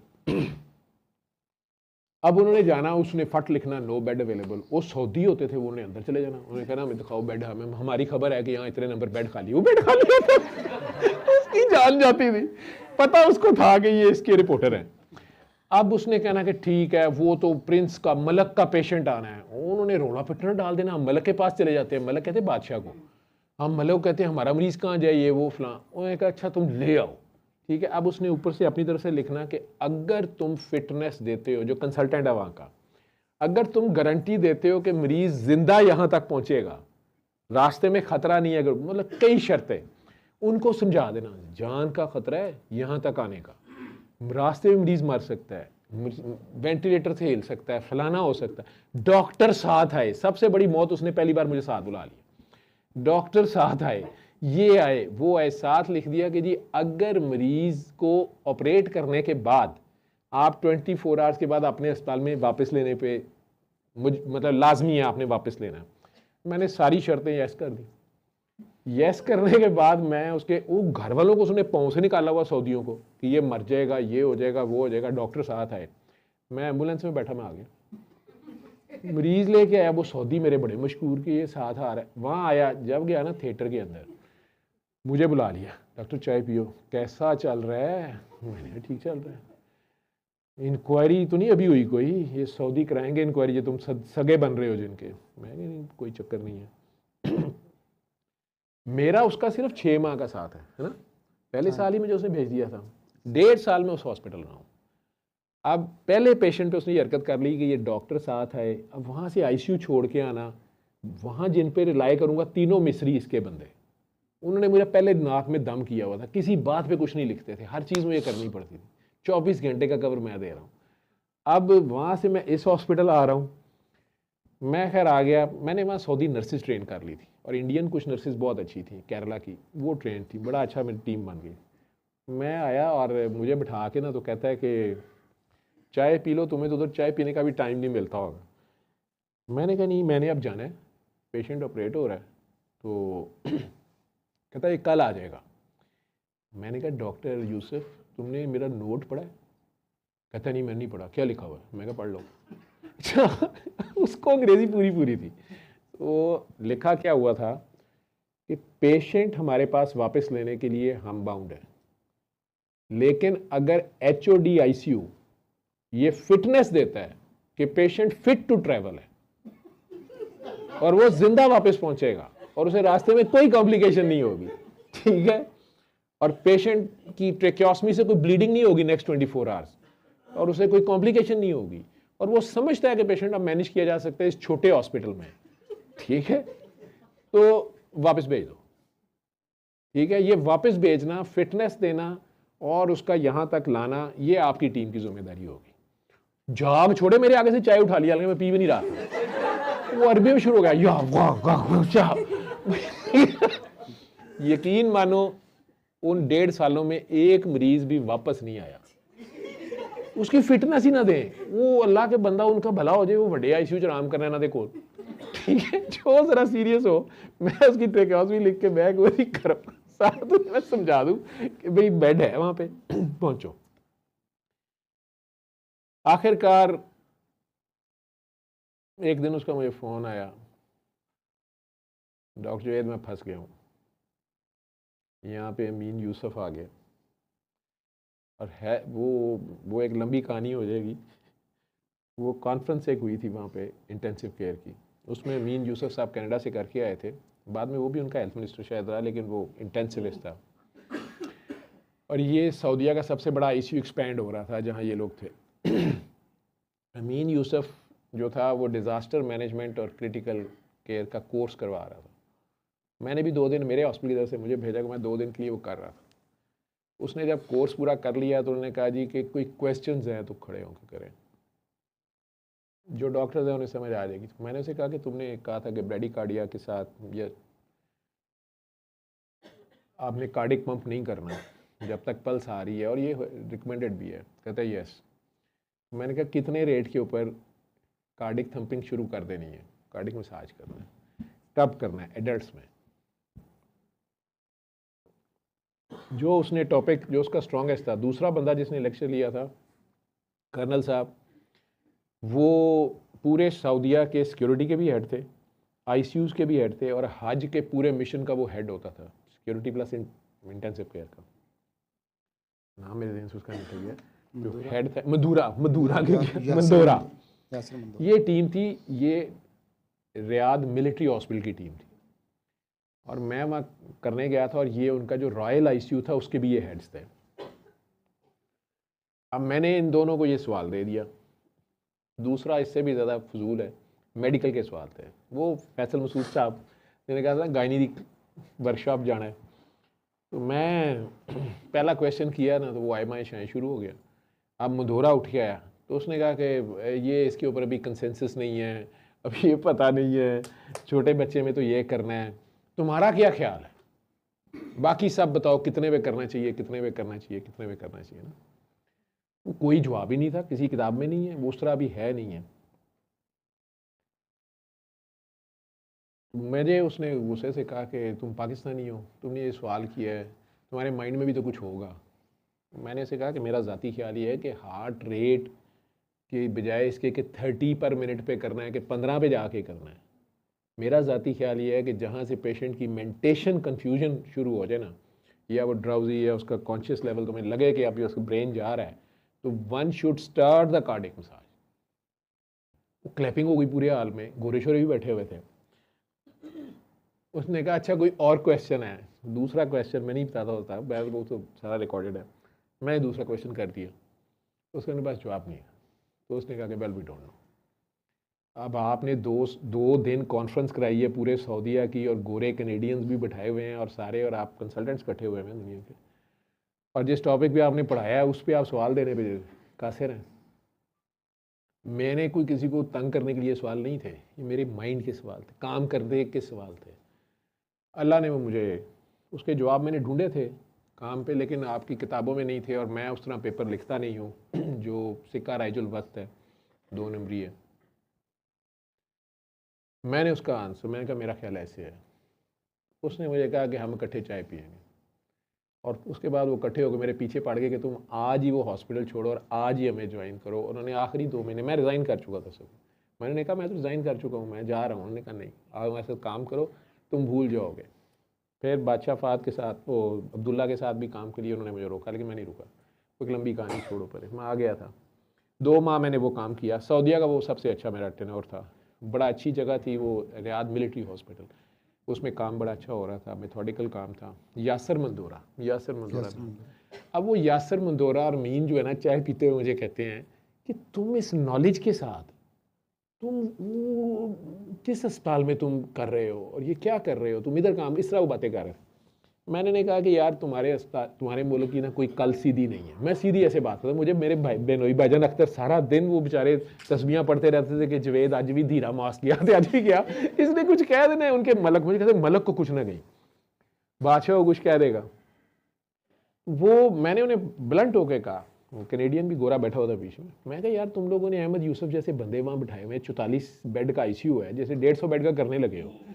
वो पंखे का जंग चेक करता रहता है, गद्दे के नीचे मिट्टी चेक करता रहता है, उसके सामने ट्यूब निकली हुई है, मरीज बोल रहा है, उसको यही नहीं पता कि ट्यूब अंदर है कि बाहर है। उजड़े बागां दे गलड़ पटवारी ये तुसी उसे रखे ने, उसने मुझे वहाँ भेजा है। मैं तो बड़ा कंफर्टेबल हूँ, मैंने एक टीम तैयार कर दी, वो एक आईसीयू चलता है। लेकिन अगर आप लोगों ने कुछ करना है तो पहले उसको सीधा कर लें। इन्होंने शायद ये भी कहा था कि वाहिद कौम में देखे जी आलू तो सेब को पावेश दी। मैंने कहा मुझे तुम लोगों ने ये जवाब, मैं कहा तुम आज मेरी कदर कर रहे हो। तुम्हारे हेल्थ डिपार्टमेंट ने मुझे ये कहा था कि अगर हमने तुम्हें 1000 रुपये खरीदा था, आज तेरे नाल दा ऊँट जेड़ा वो 10,000 का हो गया, तो असी 9,000 नहीं देने लगे, ठीक है। मैं कहा लेकिन तुम लोगों को ना आलू और सेब का फ़र्क ही नहीं पता, नाम भी एक जैसा, रेट भी एक जैसा रखा हुआ है। उधर आलू का भी वही रेट था, सेब का भी वही रेट था। मुझे बड़ी तकलीफ होती थी, फल का मैं प्यार करता हूँ, फल से मुझे बड़ा मसला होता। बेगम साहब तंग करती थी मुझे, क्या खा रहे हैं, वही सब्जी ले लें, फल ले लें, ठीक है। तो वो मैं इस तरह की बात भी कर दी, उन्हें चुभ गई।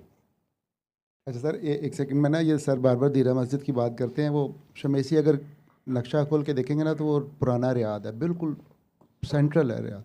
वहाँ पे कच्चे मकान है अभी भी। तेरी रखे हैं, मैं अपनी पीवी मैं एक इमरान खान वाली कोई भैड़ी हरकत नहीं। एक गली है, उसे गुलामों वाली गली कहते हैं, वहाँ पे गुलाम बिकते होते थे। और वहाँ पे ना बड़ी उनकी जामा मस्जिद है, और कादी अल कदा बैठता है। कादी अल कदा जिसको जो मौत का फरमान जारी कर सकता है, फाइनल। उसके बिल्कुल साथ गली एक छोड़ के तो ये अस्पताल जिसकी बात करें ना, वहाँ पे हम लोग होते थे।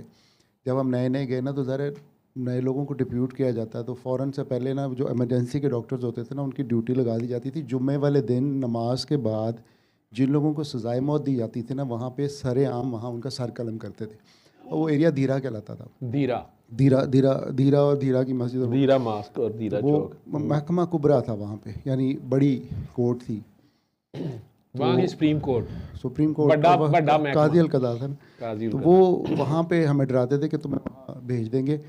तो वो वहाँ पे एक तो खैर वो सर काटने के लिए भेजते थे, एक वहाँ पे सर्टिफिकेशन के लिए भी डॉक्टर जाता था। अब वो देखे ना, पाकिस्तानी डॉक्टर है जो पहले गया है, पहले ही हफ्ते उसकी वहाँ ड्यूटी लग गई है, और जुम्मे वाले दिन वापस आया और उसके हाथ कांप रहे। हमने पूछा क्या हुआ, कहते हैं सार काट के हमें कहते हैं चेक करो जिंदा या मर गया। कि ना वो देखो ना सिर उठे जाते हैं, मैं की करांगा। इतने डर जाते थे। लगाओ कि वहाँ आपने डॉक्टर ने जाके अब उसकी सर्टिफिकेट करना है, नब्ज पकड़ के कि ये मर गया, डॉक्टर साइन करेंगे कि नहीं मर गया, तो फिर वो सर्टिफिकेट जारी होगा। वो सीन देखना ही, चाहे वो मुजरम है जो मर्जी है। एक बार हमारे पास एक पाकिस्तानी पासपोर्ट पे पठान दाखिल हुआ, अफगानी था शायद, वो बड़ा सिक हुआ, मरने वाला हो गया। उसको ना बेहोश, वेंटिलेटर था, तो उसको हथकड़ी लगी होती थी और बेड के साथ लगाई होती थी।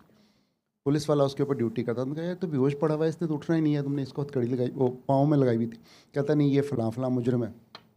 तो मैंने कहा भाई छोड़ो, इसका इलाज क्या कर रहे हो, इसको सजाए मौत हुई है। मैंने कहा छोड़ो इसको, इलाज क्यों कर रहे हो?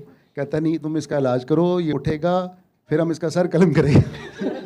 ये वहाँ पे मतलब ज़ाहिर है वो अपना उनका अपना एक रूल था, वो वाले दौर की बात कर रहा था। मैं वॉशरूम से हूँ ये भी साथ इन लोगों को अपना सूरा रहमान के साथ सफ़र, या कब से तुम्हें आपके एज ए डॉक्टर आपके ये एक्सपीरियंसेस चाहिए हमें, आपकी एज ए डॉक्टर सूरा रहमान की जो थेरेपी है या बाबा जी की जो थेरेपी है, बाबा जी से अगर याद ही आपकी कोई याद है जो आपके पास वो 3-4 दिन रहे, और या सूरा रहमान से तरीका इलाज के एज ए डॉक्टर। मेरे साथ तो इनकाउंटर आपका 2003 में हुआ ना, इत्तेफाक में, जी सर। वहाँ से ही साथ सूरा रहमान का भी मैं बताता हूँ। ईमानदारी से एज ए डॉक्टर आपकी जो भी राय थी मेरी या मेरे सूरा रहमान की थेरेपी के बारे में, फिर बाबा जी का आना, फिर आज इस बात को 21 साल हो गए हैं, तो 21 साल में आपने अपने ऐसे कोई मरीज़ आपको याद हो जिनके बारे में आप बताना चाहें कि सूरा रहमान नालायक है, बिल्कुल काम नहीं किया उसने, या नकारा थेरेपी है, ये थेरेपी नहीं है, या है, आपकी जो भी राय, बेलाग राय, क्योंकि आप तो डॉक्टर हैं और बैरिया अस्पताल में जाके आपने शक्ल भी दिखानी है और प्रैक्टिस भी करनी है, और मरीज़ हो सकता है आपको कहेंगे छड्डो पर ये दम दरूद वाला डॉक्टर है, ये जो उससे ही हो नहीं डॉक्टर जवेद पागल, ये तो ਉਹਦੇ ਨਾਲ बैठा ਹੁੰਦਾ है। सर वो तो ये सारे मैंने इनको कहा था वो डिस्प्ले करें, हमारे आईसीयू के अंदर ये तस्वीर लगी, वो चार्ट लगा हुआ है, हम आईसीयू में सूरा रहमान का, देखें अच्छा, जरा। अच्छा, ये मुझे नहीं पता। अच्छा, हाँ ये तो कोविड के दिनों उदू नहीं, तो अभी सारे कान फड़े थे ना सब ने, उदू तो कुकर बने थे सारे। नहीं सर ये अभी तक लगा। तो मैं कहा था कि सूरा रहमान अपने आईसीयूज में लगाओ, और उस वक्त तो सारे दुनिया के अस्पतालों के अंदर सारे शुरू हो गए थे, लेकिन आसिम ने उस वक्त भी सूरा रहमान लगाता रहा अपने आईसीयू में भी, अपने पेशेंट्स पे भी, और मुझे फिर फ़ोन भी इसने करने कि सर जी वो फलाना उतर गया वेंटिलेटर, तो जो पेशेंट इनका पहला वेंटिलेटर से उतरा था इन्होंने उसकी वीडियोस बना के हमें भेजी, पूरा जो इनका डिपार्टमेंट था वो ऐसे खड़ा उसके साथ जैसे रेड कार्पेट। सर वो प्राइवेट अस्पतालों में ये भी ठीक हो गया, ये भी ठीक हो गया, वो तो अभी भी नहीं, लेकिन ये बहुत बड़ी बात भी थी आईसीयू में उस वक्त वेंटिलेटर से कोरोना का पेशेंट कौन सा उतरता था, स्ट्रेटेजी नहीं बन रही थी इसको कैसे वेंटिलेट करना है, हाउ टू वेंटिलेट, क्या करना है। तो चलें मैं वॉशरूम से 1 मिनट हो जी सर। बाजी ਉਹ ਵੀ ਨਾਲ ਲਾਓ ਨਾ ਬੰਦੇ ਨੂੰ ਚੰਗਾ ਲੱਗਦਾ ਕਿ ਉਹਨੂੰ स्क्रीन पे नहीं, देखे सर, ना टीवी पे।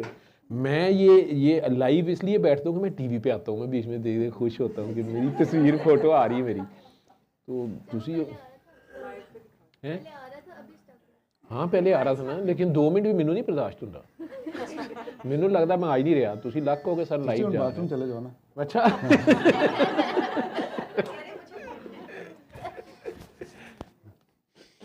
ये काम सिर्फ मैं करता था पहले। यार तू बैठा रहे ना करो ना, ये मैंने बड़ा मना किया।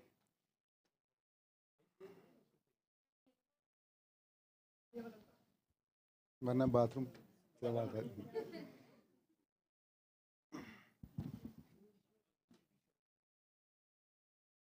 चलो इसको बाद में कर लीजिएगा।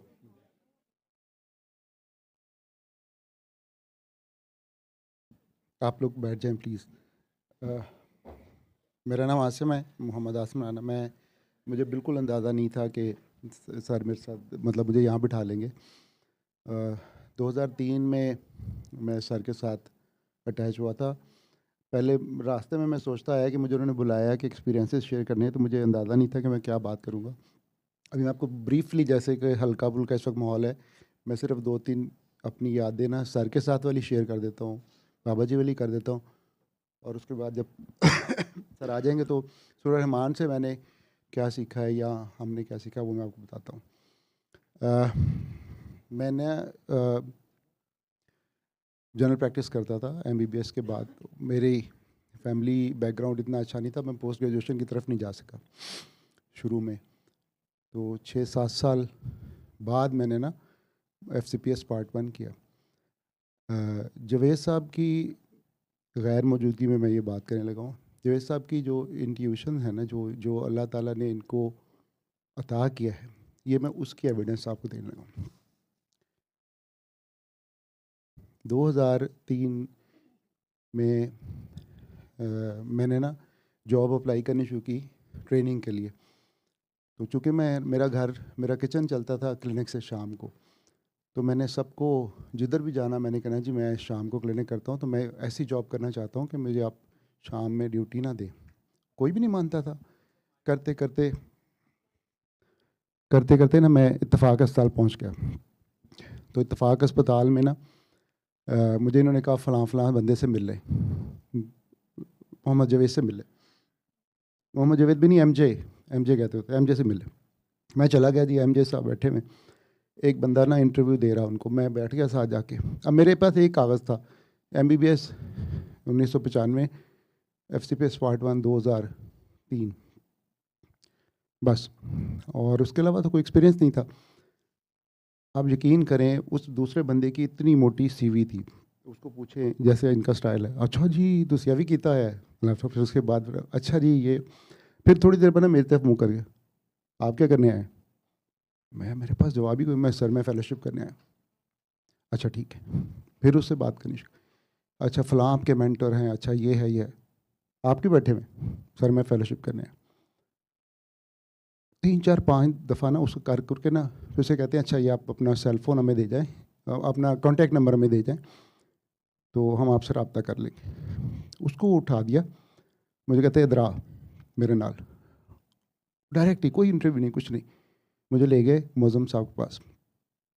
डॉक्टर मौज़म बेग मिर्ज़ा हमारे हेड ऑफ डिपार्टमेंट होते थे मेडिसिन के, और उनसे कहते हैं कि इसको ना आप रिकमेंड कर दें, बगैर कुछ किए हुए। और उस वक़्त की जो तनख्वाह होती है ना, उसमें जो हाउस ऑफिसर होता है उसकी तनख्वाह से जो रजिस्ट्रार है उसकी तनख्वाह में 500 रुपये का फ़र्क था। तो सर ने ना उन्होंने कहा कि इसको रजिस्ट्रार की पोस्ट देनी। तो मैं बड़ा हैप्पी हुआ।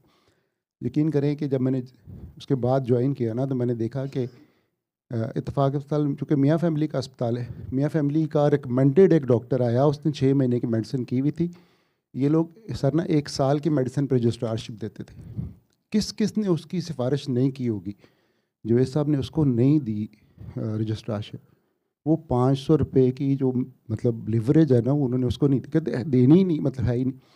तो मुझे वो भी इन्होंने बात बगैर कहे आज तक, सऊदी अरब से ये वापस आ गए थे, मेरा बेटा बीमार हो जाता था वहाँ पे, तो हम वहाँ से सर को फ़ोन कर, किसी दवाई से आराम नहीं आता था, जो सब फ़ोन करते थे, सर ये हो गया, ये फ़ोन पे सिर्फ उससे बात करते थे, कोई बात नहीं ठीक हो जाओगे, ये वो ठीक हो जाता था।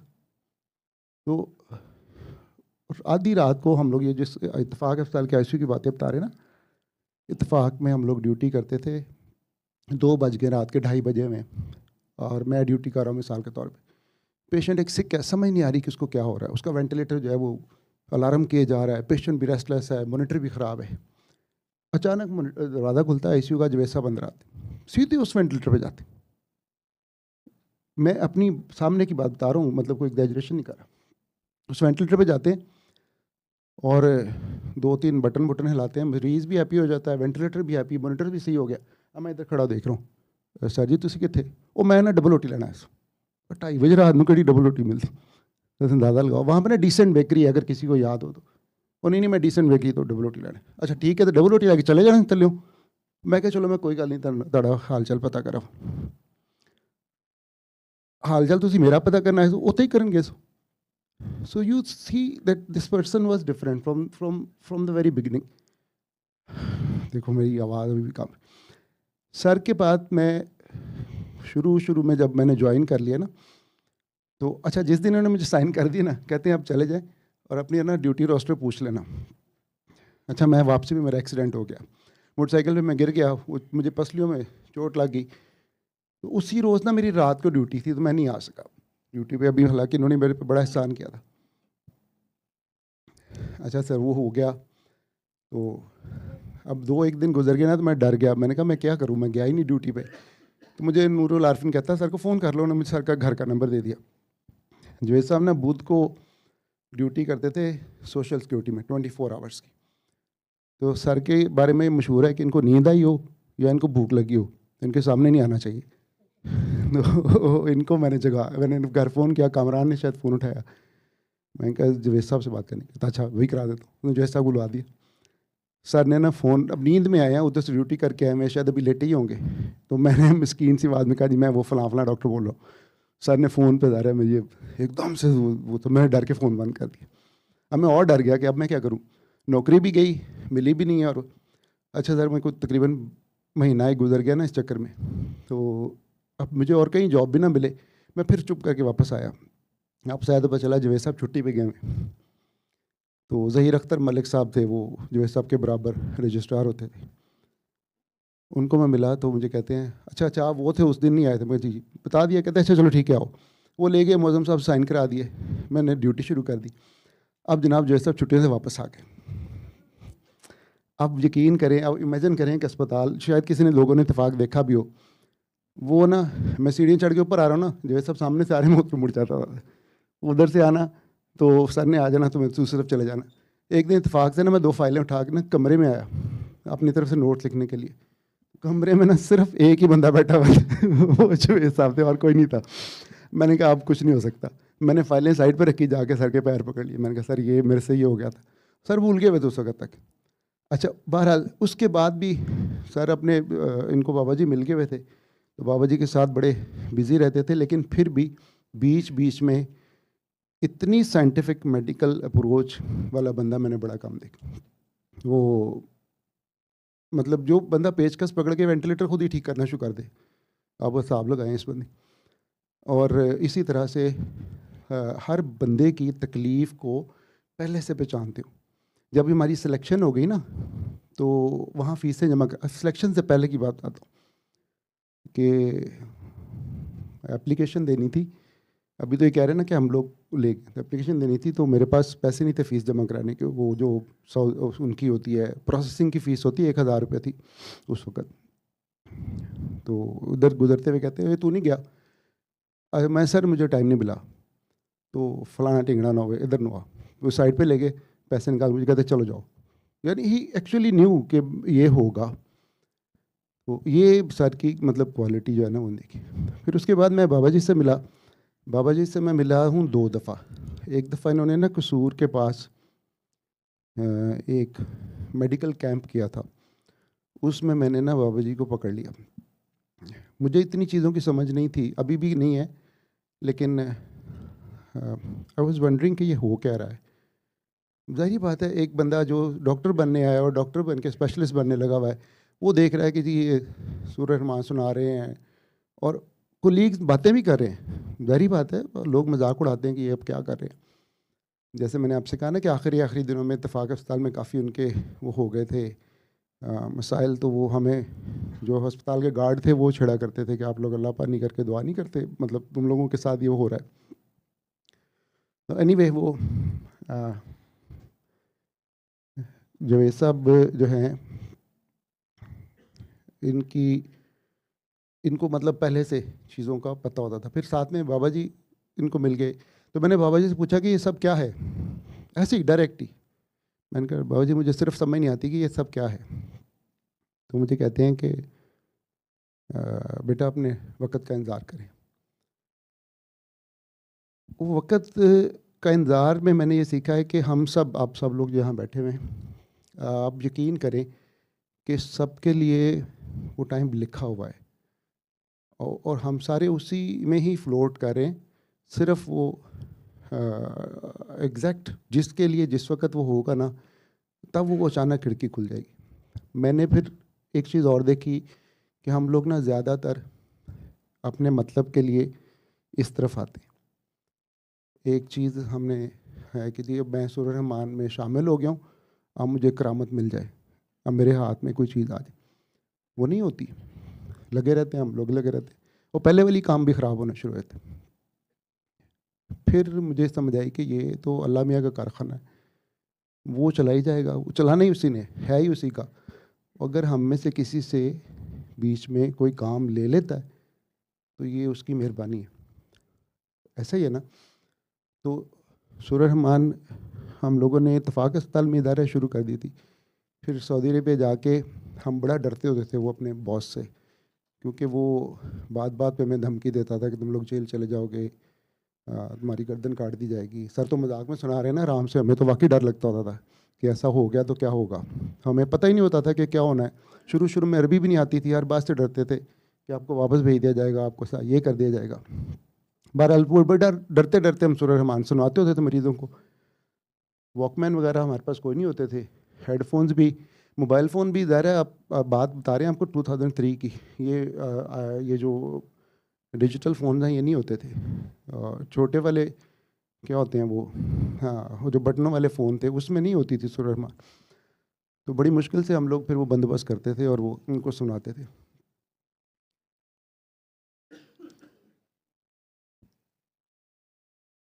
हाँ जी, वहाँ पे ना अ, एक टावर बन रहा था, 7-8 मंजिला ना, 2 टावर बन रहे थे। जैसे वो बता रहे थे ना सर कि वो लोग एक्सपैंड कर रहे हैं बिल्डिंग। अब आप देखें तो किंग साउथ मेडिकल सिटी है, बहुत बड़े बड़े टावर बन गए वहाँ पे। तो आपको बताना मैं ये चाह रहा हूँ कि अल्लाह ताला जब रास्ता बनाने लगता है ना,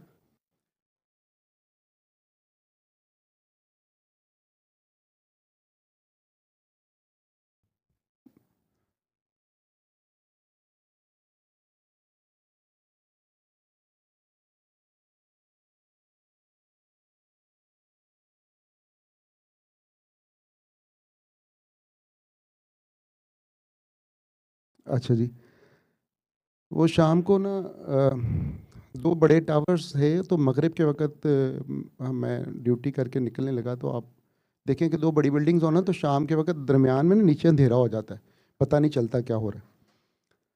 वहाँ पे ना नीचे एक पाकिस्तानी मज़दूर सफाई कर रहा था, तो ऊपर से ना 7-8 मंजिला ऊपर से किसी मज़दूर ने ना उस ऊपर छत की सफाई की ना, तो लकड़ी का इतना बड़ा पीस ना उसने उठा के नीचे फेंका, वो उस बंदे के सर में आके लग गया। अब इत्तेफाक की बात है, शिफ्ट चेंज हो रही थी, डॉक्टर्स भी आ जा रहे थे, और उसके सर में लगा सबके सामने। उसी वक्त उसको उठाया, इमरजेंसी ले गए, वो पेशेंट वेंटिलेटर पे गया, उसका ऑपरेशन हुआ। वो जो न्यूरो सर्जन था ना, वो मुझे अगले दिन मिला, कहता है कि डॉक्टर मुझे समझ नहीं आ रही है मैं ब्लीडिंग को कैसे रोकूं। कहता है मैंने इसका हाफ तकरीबन ब्रेन ही निकाल दिया है, सिर्फ ब्लीडिंग रोकने रोकने के चक्कर में। एनीवे, वो मरीज़ कोमे में चला गया, फिर वही बात, उसकी ट्रेकियोस्टमी हो गई, वो वहाँ पड़ा हुआ था। ये बात किया जब वैसा वापस आ गए थे। तो अब उसका ना कोई वाले वाला नहीं, उसका एक भाई था वो भी मज़दूर था, तो वहाँ उसकी समझ नहीं आ रही थी इसको करें क्या। अब इसको घर भेजना है, पाकिस्तान भेजना है, कैसे भेजना है, इसका बिल कौन देगा, ये क्या होगा। उन दिनों ना गवर्नमेंट में नया नया नॉन सऊदीज़ के लिए ना बिल का वाला मसला भी शुरू हुआ था। अच्छा, एक दिन मैं शिफ्ट करके निकला, मैं उस वक्त तक थोड़ा सीनियर हो गया हुआ था, तो बाहर में गया, तो बाहर ना हारिस गार्ड जो होता ना, गार्ड एक बंदे से लड़ा। शिफ्ट वो मुलाकात का टाइम ख़त्म हो गया हुआ था। मैं उससे पूछा क्या बात है, तो एक बड़ा मामूली सा ना आदमी, हल्के से बादामी से रंग की, उसने वो शर्ट पहनी जो नीचे से सीधी नहीं होती, बुशर्ट कहते हैं उसको, बाहर थी इसकी, और ब्राउन से कलर की उसने पैंट पहनी हुई, चप्पलें पहनी हुई हाथ पैर में ना। वो गार्ड कहता है कि जी मैं इसको कह रहा हूँ विजिटिंग आवर ख़त्म हो गया, और ये कह रहा है कि मैंने अंदर जाना अभी भी। तो मैं उसे कहा कि आपने किससे मिलना। कहता है वो हम फ़लाँ पाकिस्तानी को देखने आए हैं, हमें भेजा गया है उसको देखने के लिए, ये साहब मानते नहीं हैं। वो इंडियन था। तो मैंने ना उसको, जब उसने कहा ना हमें भेजा गया है, तो मैंने कहा शायद इसको कोई इम्पोर्टेंट बात होगी। मैंने कहा इसको ना 1 मिनट के लिए मेरे साथ भेज दो। मैं उसको अंदर ले गया। कहता है डॉक्टर 1 मिनट से ज़्यादा ना लगाना, क्योंकि सुपरवाइज़र आता है, वो चेक कर लेगा कि अंदर विजिटर है, तो मेरी मुश्किल हो जाएगी मेरे लिए। वो खैर वो अंदर ले गया। आप यकीन करें कि वो ना उसके फुट एंड पे खड़ा हो गया। उसके फुट एंड पे खड़ा होके तो एकदम से ना उसको गालियाँ देना शुरू हो गया, वो हिंदी में ना, मतलब वो जो और समझते हैं हम सारी वो वाली, कि तुम्हारी फलां मुझसे क्यों नहीं हो, तुमने क्या तमाशा लगाया हुआ है? मैं कहा यार इसका तो आधे से ज़्यादा दिमाग ही नहीं है, इसको क्या पता चल रहा है, कोमे में है वो, ट्रेकास्मी हुई।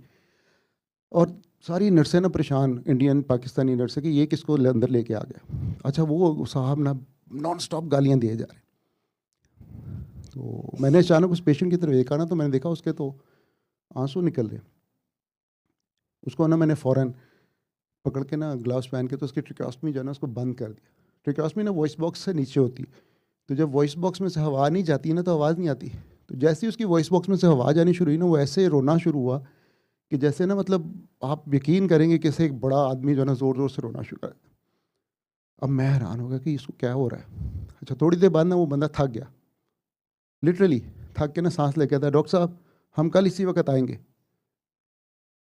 मैं परेशान हो गई, ये क्या है। अगले दिन मेरी शिफ्ट भी नहीं थी, मैं फिर भी भागा गया कि उसको अंदर लेके जाना। आप यकीन करें वो 7 दिन तक आता रहा लगातार, उसने उसको गालियाँ दी और कुछ नहीं किया। 7 दिन बाद वो बंदा उठ के बैठ गया। आप उसका सीटी स्कैन देखें, नो वन कैन बिलीव कि ये बंदा जाग सकता है। तो इस तरह के मुझसे जो है ना हमने सूरह रहमान से भी होते देखे।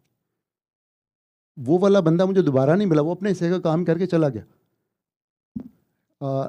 बाबा जी ने जो है वो छोटी छोटी सी बातें हमें बताई जो वक्त के साथ साथ जो है ना वो खुलती चली गई।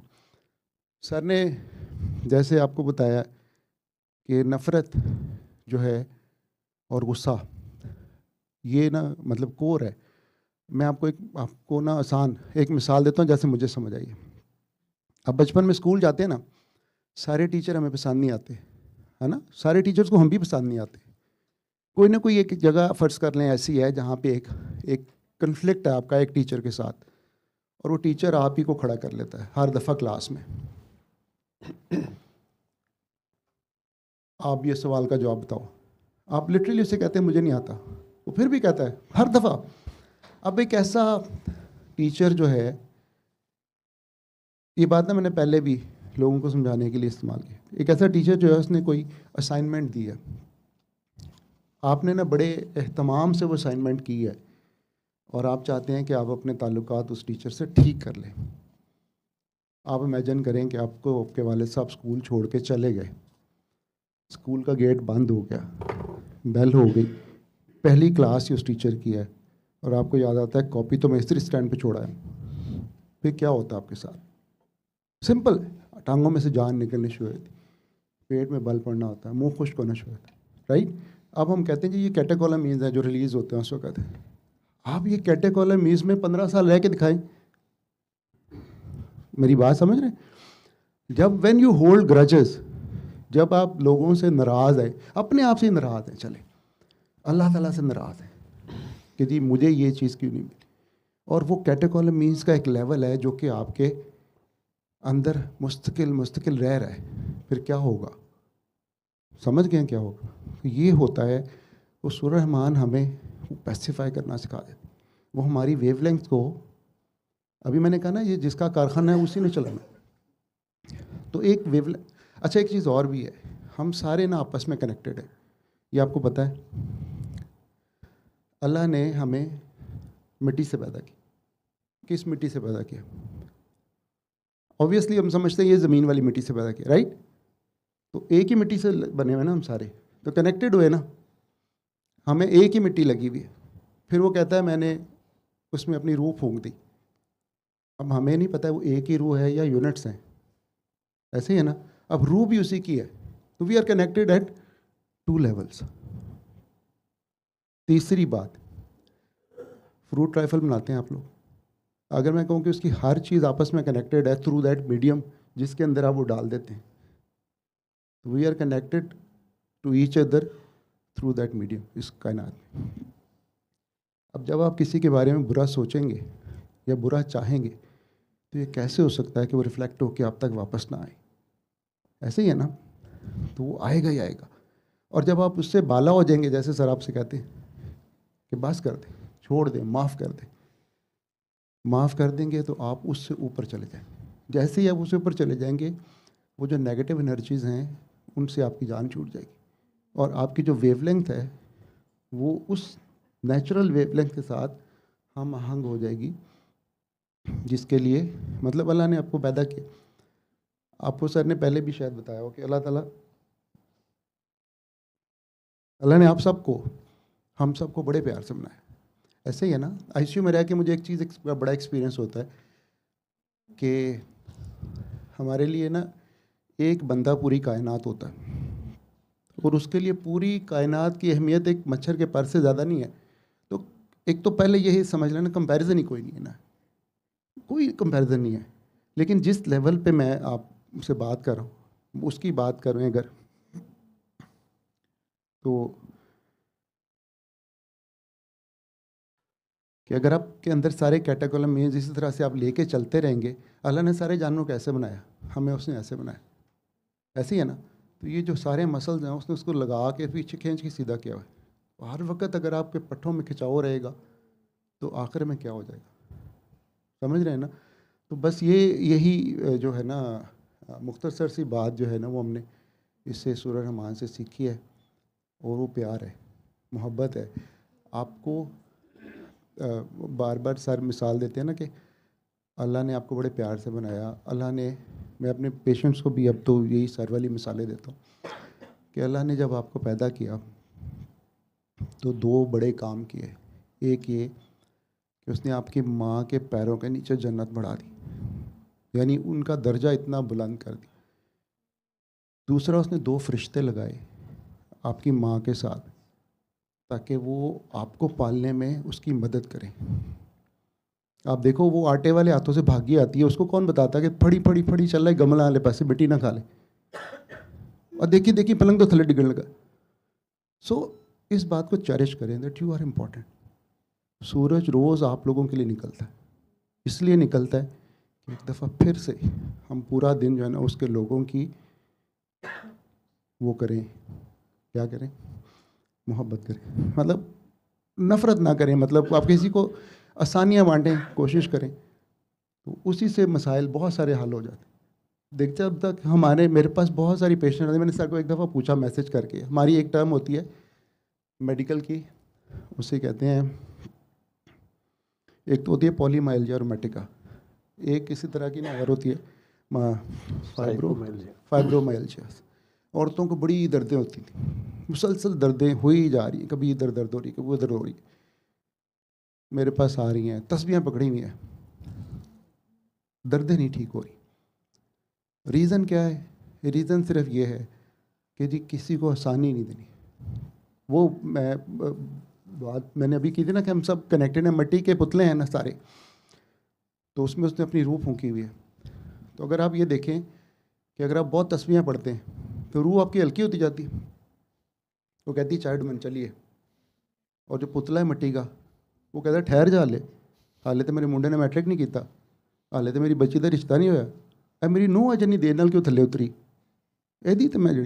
तो फिर आपको वो जो जो ढूंढ रहे हैं आप, वो कैसे मिलेगा? उसको छोड़ना ही पड़ेगा। आइदर आप रूह को भारी कर लें और उसमें मर्ज कर लें दोबारा, या आप मिट्टी के वजूद को हल्का कर लें, उसके साथ उड़ने के लिए तैयार हो जाए। ऐसे ही है ना। तो सूरह रहमान जो है हमें एक गैर महसूस तरीके से ये अंडरस्टैंडिंग देती। वो ये यकीन करें, बाबा जी ने मुझे उस वक़्त कहा था तुम अपने वक़्त का इंतज़ार करो। पिछले मिलाद पे ना मैं मिला शाहजी से, वो आए हुए थे ना, इस मिलाद पे नहीं सर, उससे पीछे वाले। तो ऐਵੇਂ ही मैंने ना उनको सर की तरह सर से सीखे ना, सीधा ही सवाल करना, वैसे नहीं पूछा हेलो हाई कोई नहीं। रास्ते में मुझे मिले, मैं क्या गल सुनो शाह जी, है जी हुक्म। मैं क्या, मैंने बाबा जी ने कहा से अपने वक़्त का इंतज़ार करो, तो मेरे देख कहते आ तो गया और को तो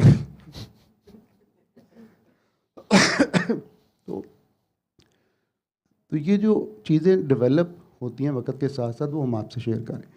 सूरह रहमान से स्नेक बाइट्स के पेशेंट्स मेरे आईसीयू में, हेपेटिक एनकेफेलोपैथी तो अब कॉमनली अंडरस्टैंड लोग कर गए ना कि ये इससे बहुत अच्छी जल्दी से बेहतर हो जाती है, ब्लड लॉसेस ठीक हो जाते हैं। जनरल प्रैक्टिस में, मेडिसिन के क्लिनिक्स में मैंने लोगों की दर्दें, ऐसी हेडेक्स जो ठीक नहीं हो रही, द रीज़न बीइंग वो हेडेक ना खुशी की वजह से है। आप खुश नहीं हैं, और आप खुश क्यों नहीं है कि आप अल्लाह की तकसीम पर राज़ी नहीं है, और उससे अल्लाह को क्या फ़र्क पड़ना, डजंट मैटर। वो तो उसका मैंने फिर वही बात की कि वो तो हमारी परसेप्शन है, उसको अगर हम थोड़ा सा ठीक कर लें तो फिर वो आप सब में से अक्सर लोग आए होंगे कि बहुत सारी मसाइल हैं ज़िंदगी में। आप वो देखो, एक बच्चा है, लड़का खेल रहा है बच्चा, वो चूंटी के रास्ते में ना पत्थर कभी रख देता है, कभी लकड़ी रख देता है। चूंटी बड़ी परेशान होती है, कभी इधर जा रही है, वो कभी इधर जा रही है, वो रास्ते ढूंढती ना अपने लिए। आपने कभी ये गौर किया है कि उस बच्चे का पूरा ध्यान उस चूंटी पे होता है ना, कि अब ये क्या करेगी। तो जस्ट अपने पर्सपेक्टिव थोड़ा सा चेंज, उसका पूरा ध्यान हमारे ऊपर है कि अब हम क्या करेंगे। ठीक। एक चीज़ और मैंने कोई सीखी है इनसे, वो ये कि अल्लाह ने जब सारी रूहों को पैदा करने का इरादा किया ना, तो सबको इकट्ठा पैदा कर लिया। इकट्ठा पैदा करके उसने वो एक जगह इकट्ठा कर लिया। फिर उसने पूछा, do you identify your lord, अलस्तु बिरब्बिकुम। उस वक्त हमारा उनसे पर्दा नहीं था, आप भी थे वहाँ, मैं भी थे, सर भी थे, हमारे पेरेंट्स भी थे। हमने कहा जी आप ही हैं, सारी बात है, ऑफ कोर्स, और कौन है।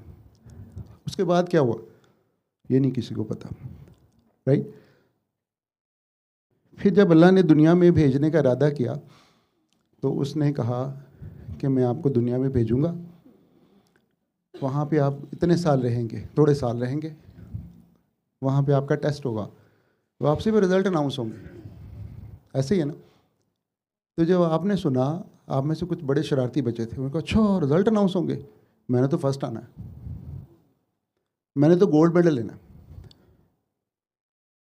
तो अल्लाह ताला ने फरिश्तों से कहा नोट करो, ये डॉक्टर साहब कह रहे हैं, मतलब आसिम कह रहा है मैंने गोल्ड मेडल लेना, मैंने फ़र्स्ट आना है।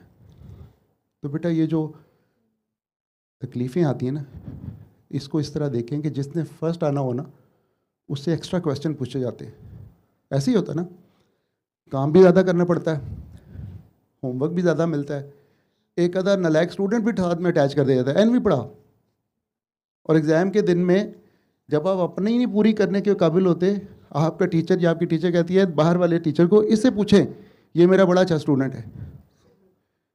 तो ये वो एक्स्ट्रा क्वेश्चंस हैं जो आपसे किए जा रहे हैं, और वो बड़े प्यार से ऊपर से देख रहा है कि ये लोग इसको किस तरह हैंडल करते हैं।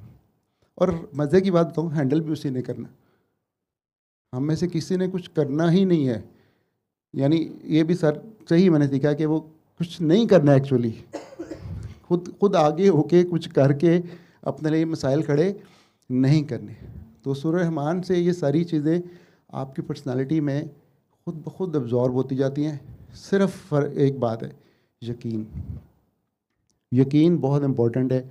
अगर हम आज भी, कई लोग हम में से सर के साथ चले थे, आप उनको देखेंगे जिनका अभी भी यकीन नहीं है ना, उनको अभी भी वो फ़ायदा हासिल नहीं हुआ है।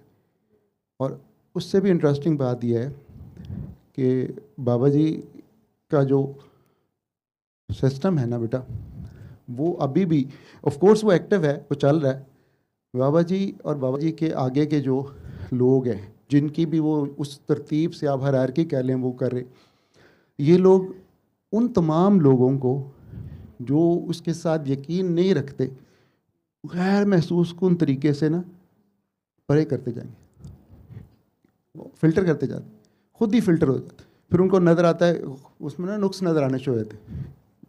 वो इशफाक साहब लिखते हैं कि जो आपका मुर्शद होता है ना, वो गैर महसूस कुन तरीके से आपसे जान छुड़ा लेता है। आप समझते हैं कि मैं बड़ा अक्लमंद निकला, मैंने पकड़ लिया कि इसमें तो ये फ़्रॉड है, इसमें तो ये फ़्रॉड है। वो फ़्रॉड खुद दिखा रहा होता आपको कि तुम यह देख लो तो पाइन मेरी जान छाड़ दो। तो इसमें ये मांगना कि मुझे कोई करामत मिल जाए, खुदा ना खास्ता, ये मांगना कि मैं मशहूर हो जाऊं, तो फिर आप आगे आ गए ना, वो काम तो पीछे रह गया। और फिर वही बात है कि जिसका काम है उसने कर ही लेना। बार बार मैं एक ही बात कर रहा हूँ। तो मैंने तो बाबा जी से 2 दिनों में यही सीखा। वो इंटरेस्टिंग बात यह है कि वो जिस दिन वहाँ पे थे, आईसीयू के अंदर दाखिल थे, वो डॉक्टर मेमुना भी मेरे साथ ही ड्यूटी पे। बाबा जी ना अच्छे खासे लेटे हैं, मॉनिटर पे ईसीजी आ रही है। अचानक ना ईसीजी की पल्स का जो है ना वो चेंज हो जाता था, आप कह लें रिदम चेंज हो जाता था। हम भागे भागे जाते थे तो वो ठीक हो जाता था।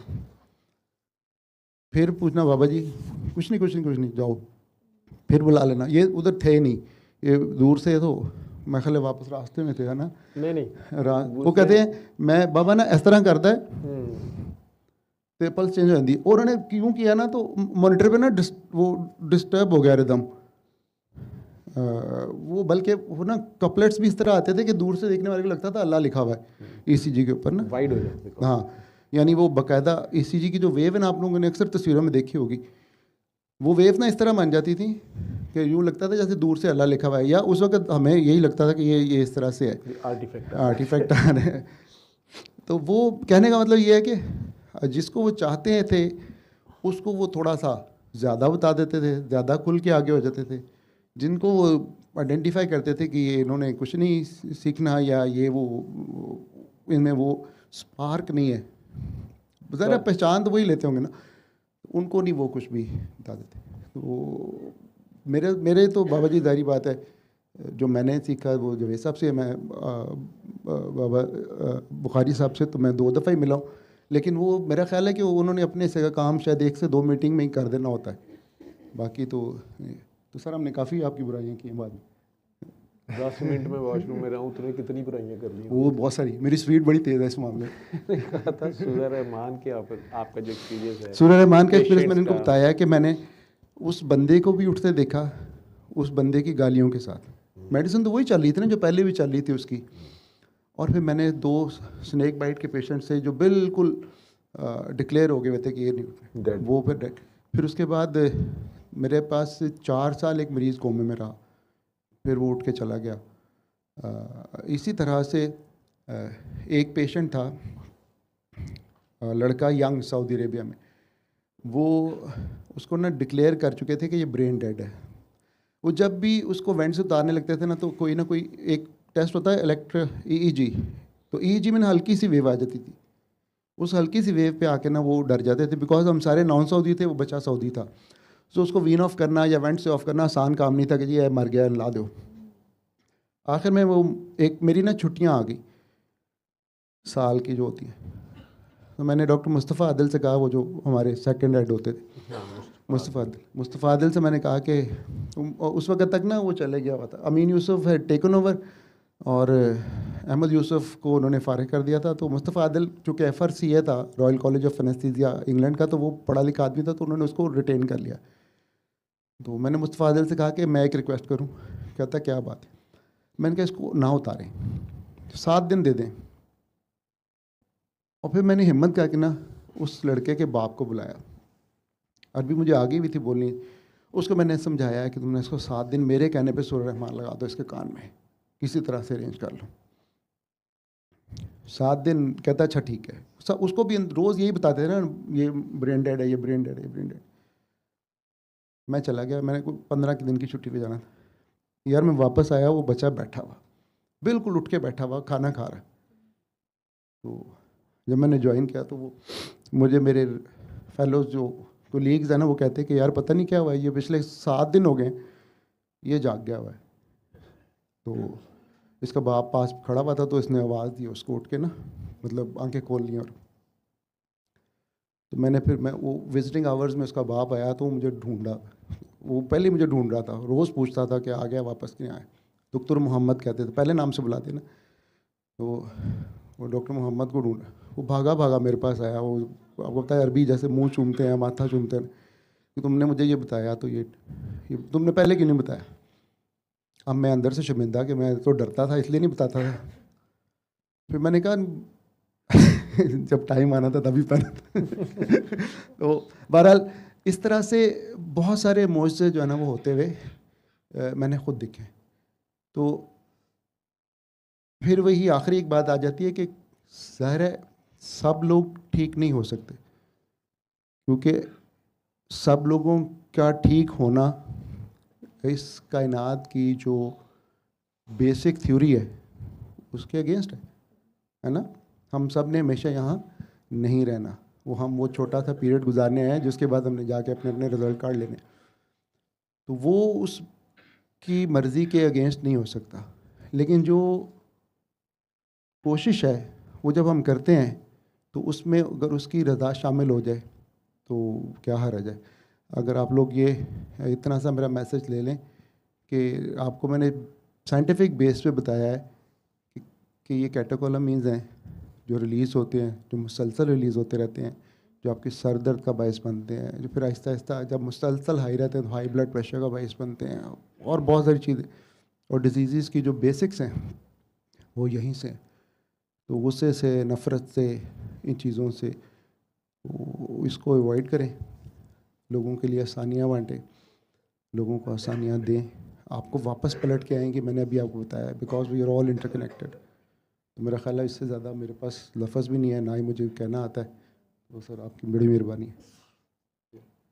सल्ले अला सल्ले अला सल्ले अला सल्ले अला सल्ले अला शफीना सल्ले अला